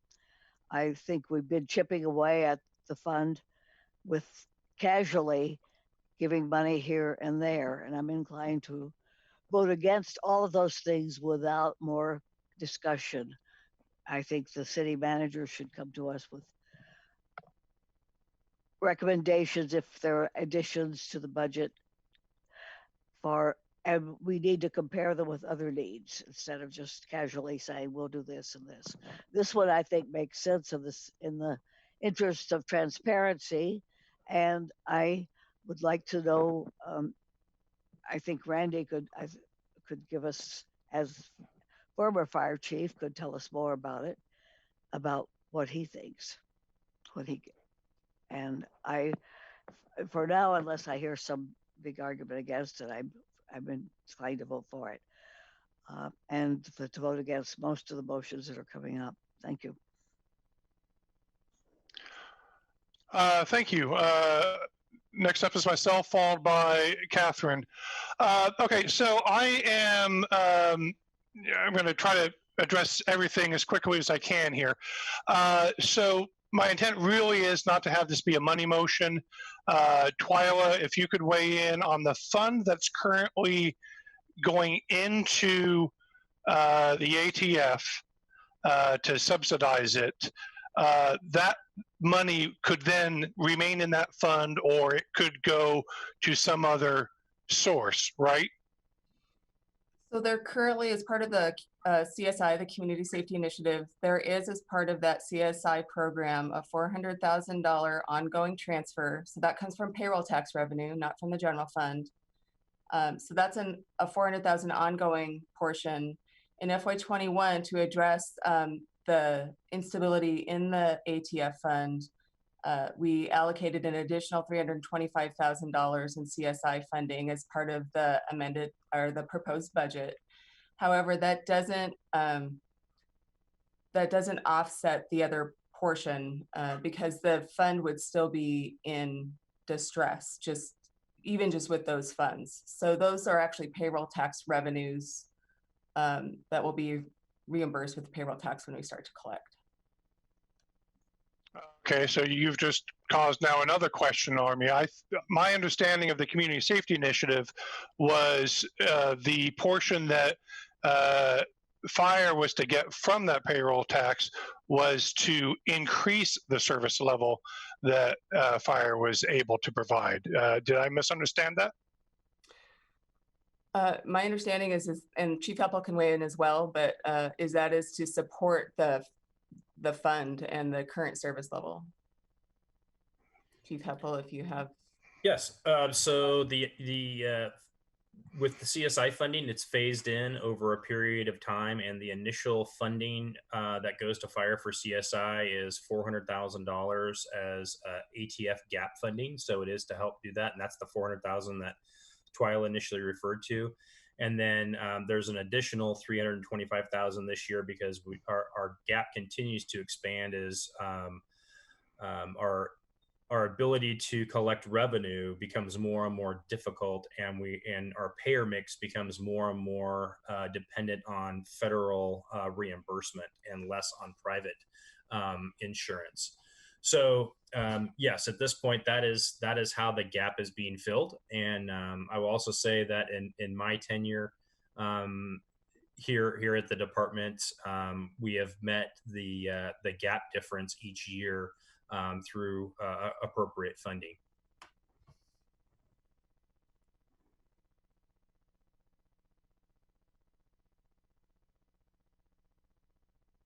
Thank you, Chief Heppel. So I guess I'm a little bit concerned. So this is not meant to be a money thing. This is tie, and if we need to specify it, tie, so be it.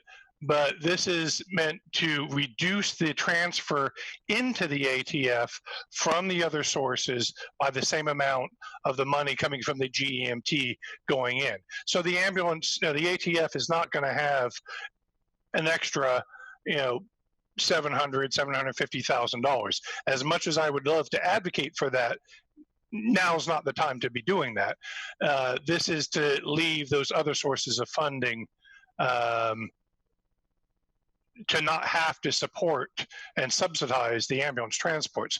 Now, in response to Twyla's comment, that concerns me that we're using the payroll tax to subsidize a existing service for which we're then taking the proceeds, the revenue received from, and putting that in the general fund to pay for other things. This is becoming even more convoluted. I respect Councilor Zoinka's attempt at this, and that is a very complex thing, and I'm really not trying to throw a monkey wrench in the works. And to that point, if so necessary is to amend the motion to say receive from future GMT, if that adds the clarity necessary, rather than trying to untangle a mess of this year, I'm open to that conversation, but really, I think we're adding complexity by taking money one place and putting it over there, and it's one of those little machines where the ball kind of drops in one place and spins around and spits out someplace else, and this really should be a easy thing. My time is done. I will, Catherine is next, followed by Ty. Great, thank you. A lot of my questions have sort of been asked and answered. So I have spent like a fair bit of brain energy today kind of trying to wrap my head around this and really understand sort of what the implications are and whether it's sort of the intention or not, what the outcome would be. And I think I'm not opposed to the intention or the concept of it. My sense so far is that it seems like this is a fund where, as the city manager mentioned, there needs to be, again, kind of a larger look and a larger conversation about how this is funded at the level it needs to be and where that money's coming from, and figuring out what that should look like, and being able, having the time to really sort through kind of what flows out from that. And so with that in mind, I have a couple sort of additional questions for staff. I'm trying to sort through what has been asked already and what hasn't. Are there, so I know that the ongoing funds from Community Safety Initiative are budgeted at $400,000 a year. Is there anywhere else currently that there are transfers being made into the ambulance transport fund aside from the Community Safety Initiative? No, there are not. Okay. And if the motion was changed to include just future years, not the current year, would that still, as written, would that still leave us with a $790,000 annual reduction in general fund funds if no other changes are made? Yes, in the out years, it would be $700 and some thousand because even if you don't make the transfer in 20 and 21, and let's say you started in 22, the whole service system is relying on that $790,000 annual income in the general fund. So if we remove that, there is still an ongoing budget impact. Okay, thank you. And then if the motion were approved as is, then that would, this is a question. If the motion were approved as is, then that would mean that both the $725,000 from the Community Safety Initiative and the $790-ish from the GEMT for this year would both be deposited into the ambulance fund, correct? The way this motion is written, it's just talking about GEMT. So I would say this is just the GEMT revenue. It does not reference the payroll tax or the CSI funds. So when I read this motion, it's the amount we've collected this year and then the $790,000 ongoing thereafter, the way it's written currently. Okay, and so yes, and then separate from that, there is also $725,000 budgeted from CSI to transfer. Right, which is a transfer, correct. Okay, got it. Okay, thank you. I think I'm at the point where, well, I understand sort of the intent and sort of what the purpose is. I think that the way that this is going to play out is a lot more complicated, and especially because the only current ongoing funding mechanism for transferring money into this is from the Community Safety Initiative, not from the general fund. That is going to leave us with a general fund problem in terms of reserve levels for this year and or years moving forward, unless something else happens. So I, at this point, am not in a place where I feel comfortable doing that. I'm not sure that removing the current and just moving to future would do that either, because I think we still would have issues moving forward. Thanks. All right, Ty, followed by Councilor Pryor. Yeah, Catherine drilled down on all the details and had staff clarify all the points that get to what I wanted to say, which is that, again, I recognize the intent here, but I feel like this motion was written with an assumption that there is a series of interfund transfers coming into this fund that we can just shift back to their source to offset it. And what I'm hearing from staff loud and clear is that we do not have regular interfund transfers that are sufficient to match the amount that this fund, that the GEMT brings in. So there's just no way to do this without it being a money motion, unless we put in some sort of contingency, like deposit the money into this fund for transparency and simultaneously do an interfund transfer to the general fund in the same amount, which isn't a friendly amendment I have any interest in making, but it feels to me like the only way to actually achieve the intent you're looking for. And I say that speaking as someone who in my day job, I am an accountant for a government agency and I work with across multiple funds. And I think that would be the only way to do what I think you're trying to do.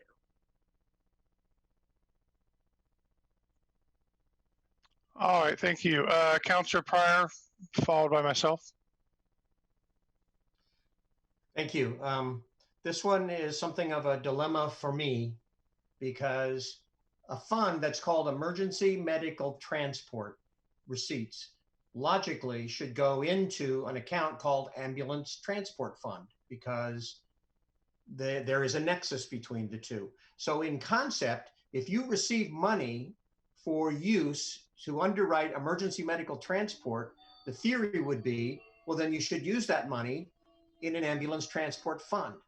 And if you put that money into the general fund, then your emergency medical transport money could be used to pay for parks or could be used to pay for sewers. That's the concept.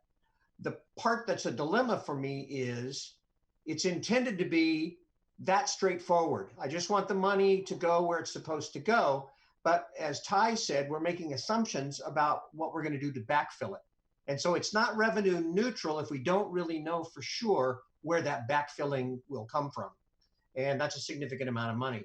So while I am very supportive of the concept and would like to see us get to the place where we can put money that's labeled a certain way into the account where it belongs, I'm very supportive of that idea. We haven't really worked out the rest of this machine and how the rest of this machine is going to operate. So the only reason that I can't support it right now is I don't know enough about the back half of the machine. Even though I like the front half and I like what it's trying to do, I don't know enough about the back half of the machine to be comfortable with what those implications are. So I would not support it right now, but I absolutely agree with everybody who says we need to talk about this as a matter of policy. What is going to be our general fund policy with regard to specific kinds of money going into specific kinds of uses and not just whatever I want to spend it on. But the implications of the general fund, especially with a lack of surety around backfilling, just makes me nervous enough that I can't support it right now. All right, thank you. I have myself up and then currently no one else on the queue. Question for Twyla. So the funds going out of the ambulance transport fund are able to support a variety of services, including the ALS, the BLS, so on and so forth. Correct. I mean, the outs from this fund, if we're, say, overfilling this fund, through the GMT, you could reduce, in the future by an equivalent amount, general fund contributions. And while, thank you for the correction that the general fund is not contributing directly into the ambulance transport fund, the ambulance transport fund is paying for services which currently are being paid for by the general fund. Is that correct? Correct. As Chief Heppel mentioned earlier, so the ALS and the BLS units and some of that support is paid for currently out of the ATF fund. So there, all of those services are being supported there. Does that answer your question? Or yeah, I'd like to add in too, because the way it's happening right now, the GMT comes into the general fund, of which the fire and EMS services receives just a little over $35 million of that. So it is still funding fire and EMS services. It's just coming in through the general fund. So, I mean, the only real clean way to make it not a money measure, and I couldn't recommend it at this time, would be to reduce the fire and EMS general fund baseline by the same amount. And I think that reduces flexibility and has some downstream effects that I think we would want to study.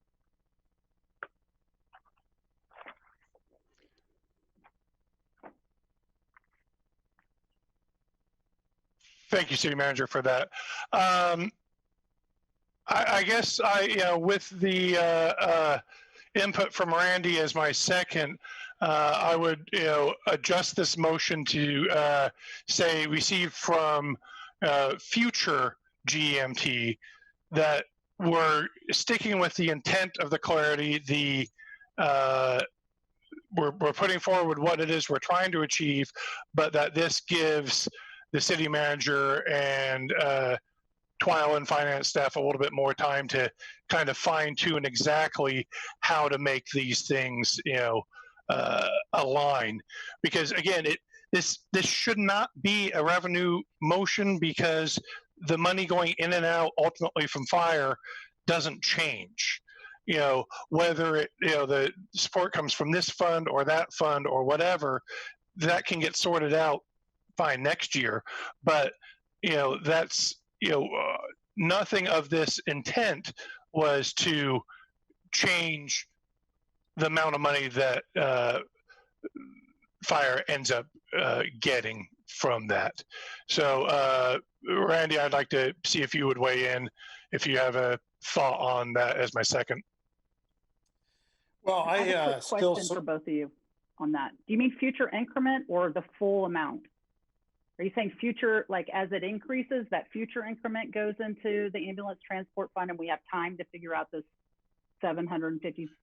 Yeah, I'm proposing just changing, dropping the two words, from current, I'm sorry, current and so that we just have a little bit more time to,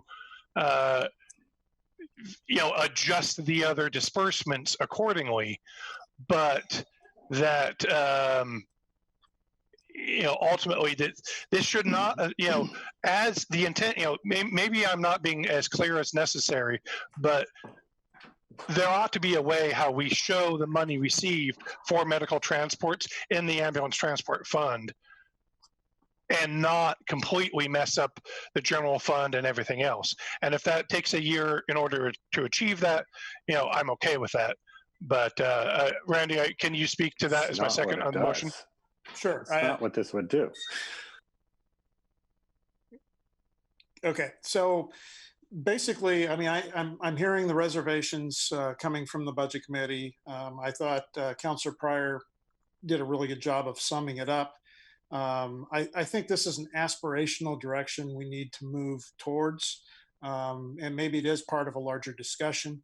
The one piece that hasn't been answered for me, and I haven't posed the question directly to Catherine, but are we even sure this is legal? I've been through CMS audits before when I was still chief. Not one of my more fun experiences. They come in and they basically go through things with a fine-tooth comb. Since I was already retired by the time the funds started coming in and the disbursement was decided after I left, I don't know what level of vetting took place there, but if it hasn't been looked into, it certainly should be. You don't want that coming back later. But anyhow, I would even be satisfied if we are working towards a direction with more analysis. But I do think, ambulance transport funding should be going into the ambulance transport system, just like airport revenue should be going into the airport operation.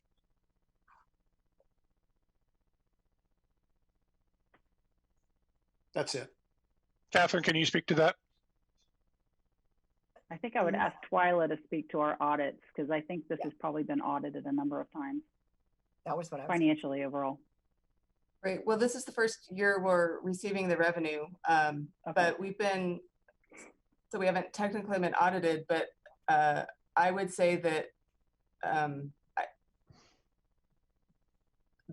I wouldn't foresee a problem with this going into the general fund. I mean, yes, we could put it in the enterprise fund and to some of the points that have been made here this evening, but it's not, it wouldn't be in violation of a legal parameter to have it flow into the general fund.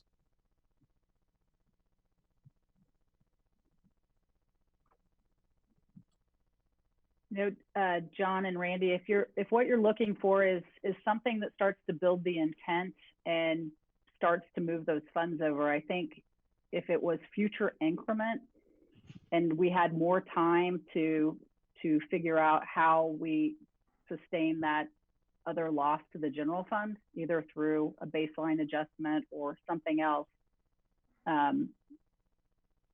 you would at least start gathering the future dollars, although that might be more complicated to administer. But I think I understand where you're trying to go with this, which is why I, would hope we could do a larger audit of the whole system.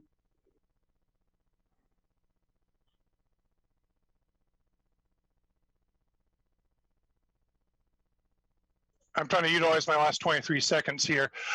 If we had adjusted it for future and you made some adjustments in how you did it or merger conversations, this could be removed out later, correct?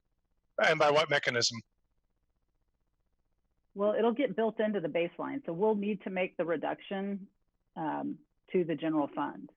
Like, yes, you could reverse it later, but I think your decision tonight that says move the future revenues, we will move the future revenues. So this year, Twyla, I think we still balance, but we'll have a really small, we'll be far below our 4% on the far outside end of our reserve for revenue shortfall. Correct. This motion. Correct. All right, well, I will yield to Councilor Zelenka and I will put myself back in so I have more than 9 seconds. So I'm going to move a substitute motion that we recommend to the City Council that they hold a work session on the GEMT ATF overall funding for the fire department and give an update on the merger progress. I second that.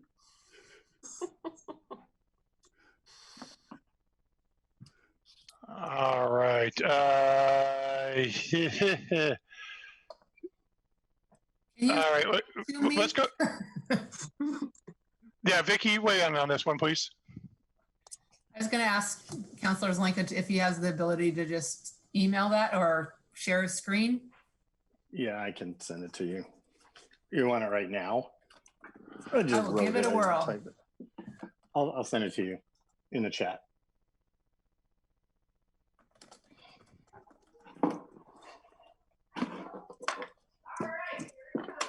So what is on the table right now is. All right, so let's, I will move, Councilor Zelenka, are you done at the moment? Yes. All right. I will recognize myself then and ask to amend the motion to remove the word current and so that it simply reads, future GEMT. And I will ask for my second blessing on that from Randy. Yeah. And then you can't all right, do thank that. you. Right now, what There's is on a motion on the floor. Councilor Zelenka made a motion to substitute and the motion was seconded. So right now, the motion on the table is this motion to substitute. So the original motion can't be amended at this time. The motion to substitute, which is just the wholesale amendment of the original motion, is what is on the table right now. Okay, thank you for clarifying that.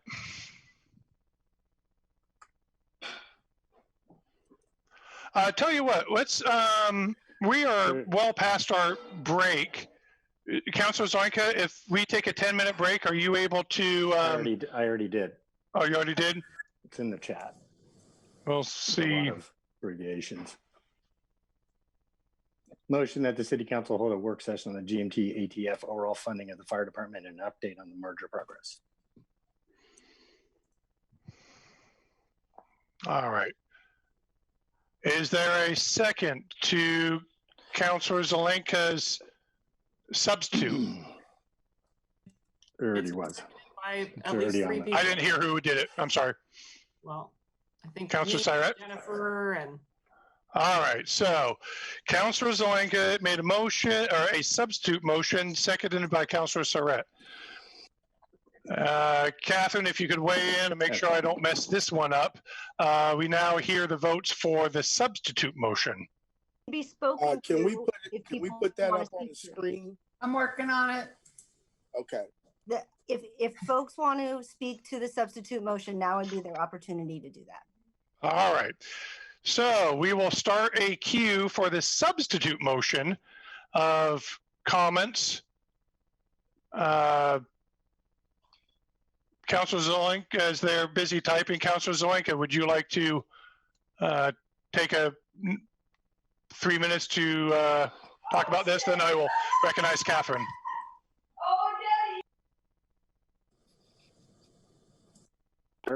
Yeah, this is to the overall larger picture look that the city manager was recommending and that Randy Grove is talking about and other folks have mentioned, so that it takes an overall look at the way this gets funded. My concern was that the way that you were going still created a hole in the general fund. This is not a simple thing. I think it needs more thought. I think it needs to be brought back in a more comprehensive fashion in this overall look at the way that the fire department, it's not a simple accounting mechanism or suggestion that you're trying to do here. So I think with the understanding of what you're trying to get at, which I think people understand transparency, we can still look at the overall way to do it. Again, you know, the fire department's budget is $35 million. It gets funded by a whole bunch of different things. This is one piece of it. So it's not an uncomplicated thing.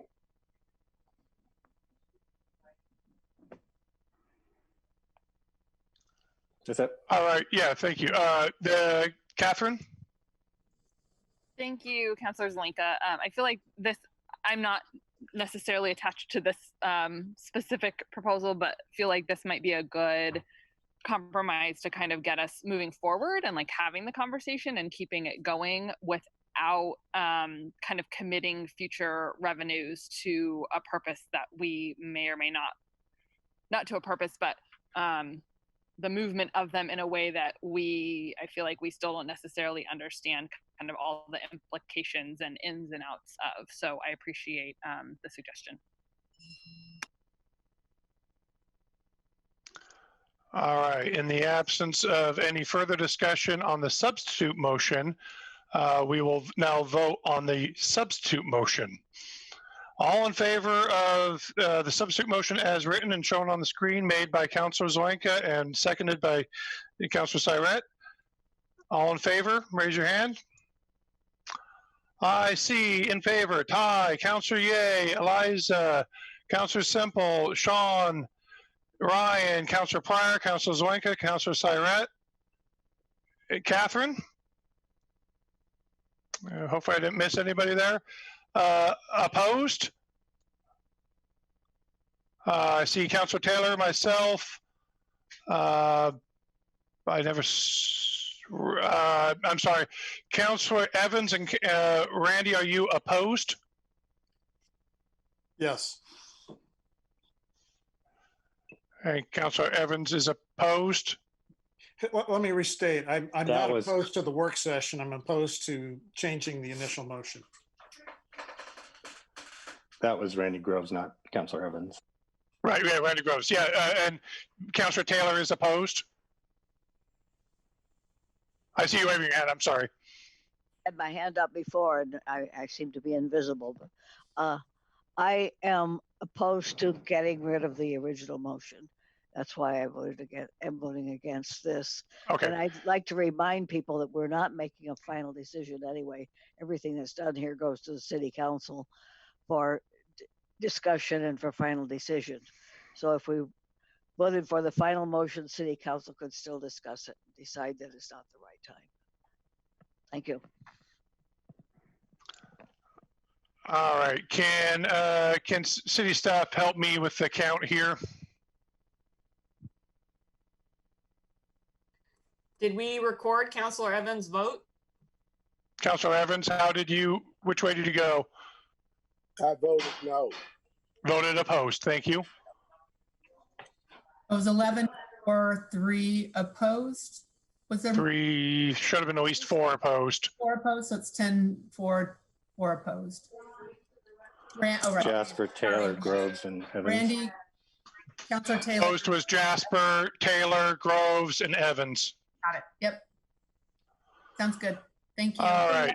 So now that the substitute motion is passed, that is now the main motion on the table, and it has to be voted on again, and it is voted on as the main motion on the table. All right. Thank you. So the main motion is removed. The substitute motion as written by Councilor Zelenka, seconded by Councilor Syrett. All in favor of the work session? All right, I see in favor, Ty, Jasper, Councilor Yee, Eliza, Councilor Semple, Sean, Councilor Zwanka, Councilor Pryor, Ryan, Councilor Syrette, Catherine. If I'm sorry, Randy, are you in favor or opposed to the new motion? Since the initial motion was replaced with this motion, I'm now in favor of this motion. You are in favor of this motion. Correct. And opposed to the substitute motion as written? Looks like Councilor Evans is opposed. Evans is opposed. Councilor Taylor? No, I just didn't hit the button hard enough. Okay. So Councilor Evans, you are in favor of the substitute motion. Yeah. And I'm sorry, Councilor Evans is in favor of the motion. Councilor Taylor, I'm sorry, I did not see which way you voted. I didn't vote, but it's okay with me since we wasn't what I wanted to do, but it's okay. I'll vote. Okay, if staff would verify, is this unanimous? Yes. Okay, the substitute motion as written by Zwanka and second by Syrette passes unanimously. Let's go ahead and take a 10-minute break, and before we move on to motion number 5, Sean's motion. I show it being currently 7:52. Let's break until 8:00. I'm sorry, what? The meeting, I believe, was set to the. Oh, goodness, you're right. So we got 7 minutes. I need a, so we have Sean's motion number 5, and then the 2 motions for the City of Eugene and the Urban Renewal Agency. These, at least the last 2 have to be approved tonight. So I need a motion to extend the time, and you can include in that motion if you wish. You want to take a break, or you want to just power through. I move to extend the time. Power through. I second that. I'm sorry, I heard Eliza say motion to extend. Can you give me a time frame? Motion to extend for half an hour and take a break. Oh, All right, I have a motion to extend 30 minutes to 8:30 with a 10-minute break. Do I have a second? Second. Second from Councilor Evans. All in favor of a 30-minute extension with a 10-minute break right now? I see Ty, myself, Eliza, Councilor Semple, Sean, Ryan, Councilor Syrette, Catherine. Somebody help me with the count there. Opposed? Evans and Groves. So 3. I'm sorry, Groves and Evans are in favor? Yes. They said for yes. Yes? Yeah. That's opposed? 3 opposed. 3 opposed. All right, so motion passes for a 30-minute extension to 8:30 with a 10-minute break prior to that. We will go into a 10-minute break at 7:53. We will be back at 8:03 and power through our last 3 motions. Thank you.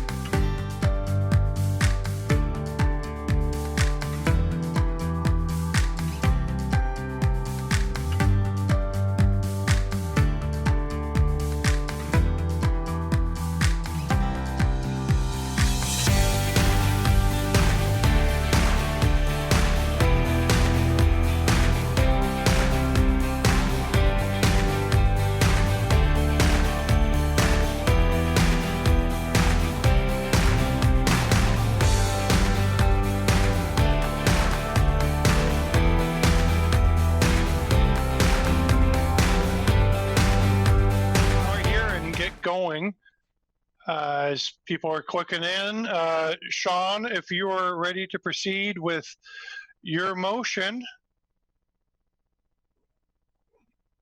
we will go with Sean. Motion number 5. Thank you. I move to recommend that the City Council allocate an additional $150,000 for right-of-way cleanup that was included in the FY21 unfunded needs assessment as part of the FY21 supplemental budget process. Funding would come from the general fund to be considered during the FY21 supplemental budget process if funds are available at that time. Do you want me to do my rationale, or are we waiting for a second? Yeah, go ahead and take the next 2.5 minutes to discuss your motion, and then we'll see if we have a second. Okay, great. Overall, I was looking for any TAC-related endeavors to support. This was the only one listed on the unfunded needs assessment, and I believe it is necessary, even more now than when it was originally created. I think with the dispersed camping due to coronavirus issues, our right-of-way is going to need even more cleanup. And I think that we still want to remain flexible in terms of understanding what our revenue will really look like over the next few months as this pandemic continues. So this is really just a recommendation for the supplemental budget process down the road.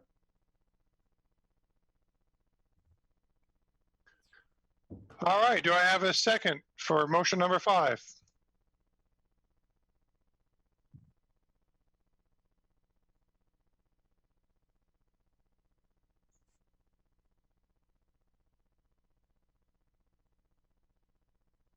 I want to give people a moment here in case they haven't clicked back in, but I'm not currently seeing a second for this motion.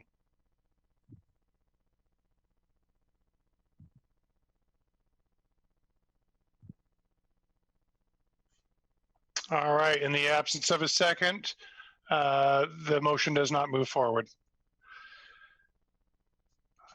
Thank you, Sean. Moving on, we now have the Budget Committee motions. Ty, if you would start us off with those. Absolutely. Do we have from staff a version that reflects the right wording of how to include the amendments we made tonight, or am I going to try to figure that out on the fly? The one that I have says it consists of the budget with amendments as presented. Yeah, with the amendments as presented, I can work with that. In that case, Ty, what will happen is this will be the first motion in the document and for the adopted, and then all the motions that happened that are amendments will be included, if that's what you were trying to. So I just read the text that's here, and then all the ones that were adopted get put behind that colon. Perfect. In that case, actually, I'm sorry, Vicky, could you weigh in? Shouldn't the date be today's date, or is it May 13th? Well, those amendments, this piece of this refers to the amendments, the city manager's amendments that were presented to you on the 13th. So this is moving to approve the proposed budget with those amendments. And then the last line is the amendments that you all made tonight. This last piece with the following amendments. Correct. And Ty, so that will be amendments 1, 2, 3, and 4 is substituted. All right. I move that the Budget Committee recommend to the Eugene City Council the FY21 budget for the City of Eugene that consists of the City Manager's proposed FY21 budget with the amendments presented on May 13th, 2020, and the amended property tax rates and tax levy schedule distributed on May 19th, 2020, including the property tax levies and/or rates contained therein, amended to reflect appropriations for prior year encumbrances and prior year capital projects with the following amendments. Motions 1, 2, and 3 and the substitute for motion 4 that we passed tonight. Second. Eliza, seconded. All in favor? Raise your hands. All right, I see Ty, myself, Councilor Ye, Eliza, Councilor Semple, Sean, Councilor Siret, Councilor Taylor, Councilor Pryor, Ryan, Randy, Catherine. Do I have Councilor Evans?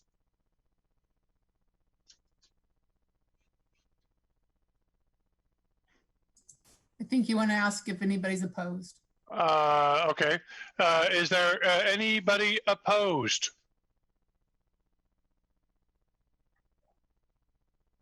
Did Councilor Taylor? I'm sorry, I don't see anybody. Did Councilor Taylor vote? Yes, okay. The only person I'm missing here, I believe, is Councilor Evans.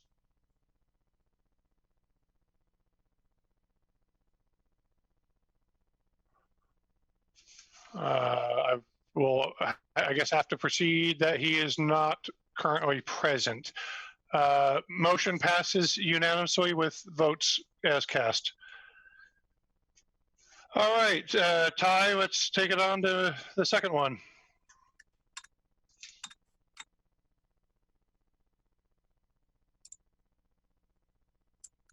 And I move that the Budget Committee recommend to the City Council, acting as the Urban Renewal Agency Board of Directors, the FY21 budget for the Eugene Urban Renewal Agency that consists of the City Manager's FY21 proposed budget, including the property tax levies and/or rates contained therein, amended to reflect appropriations for prior year encumbrances and prior year capital projects. Do I have a second? Second. Eliza seconds. All in favor of the Urban Renewal Agency motion, please raise your hand. I see Ty, myself, Councilor Ye, Eliza, Councilor Semple, Sean, Ryan, Councilor Pryor, Councilor Zelenka, Councilor Siret, Councilor Taylor, Catherine, Randy, and Councilor Evans. Sorry, did I miss somebody? No, Chair, I voted yes on the previous motion. I just didn't have my video on. Okay, thank you. Councilor Zelenka, thank you, sorry. Any opposed to the? That was same thing for me. Same with Councilor Evans, thank you. So the Urban Renewal Agency motion, any opposed? Seeing none, I believe that passes unanimously. Thank you, everybody. All right. We're not quite done yet. We're almost there. Thank you very much. 3 of our citizen members' terms expire this June. Eliza Kaczynski, Catherine Ryan, and Alicia Voorhees. Eliza completed her first term as Budget Committee member.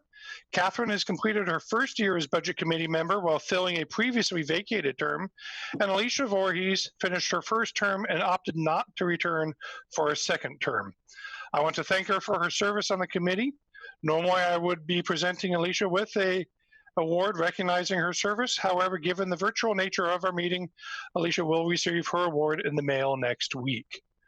And with that, thank you very much to everybody for being understanding for this exciting Budget Committee season.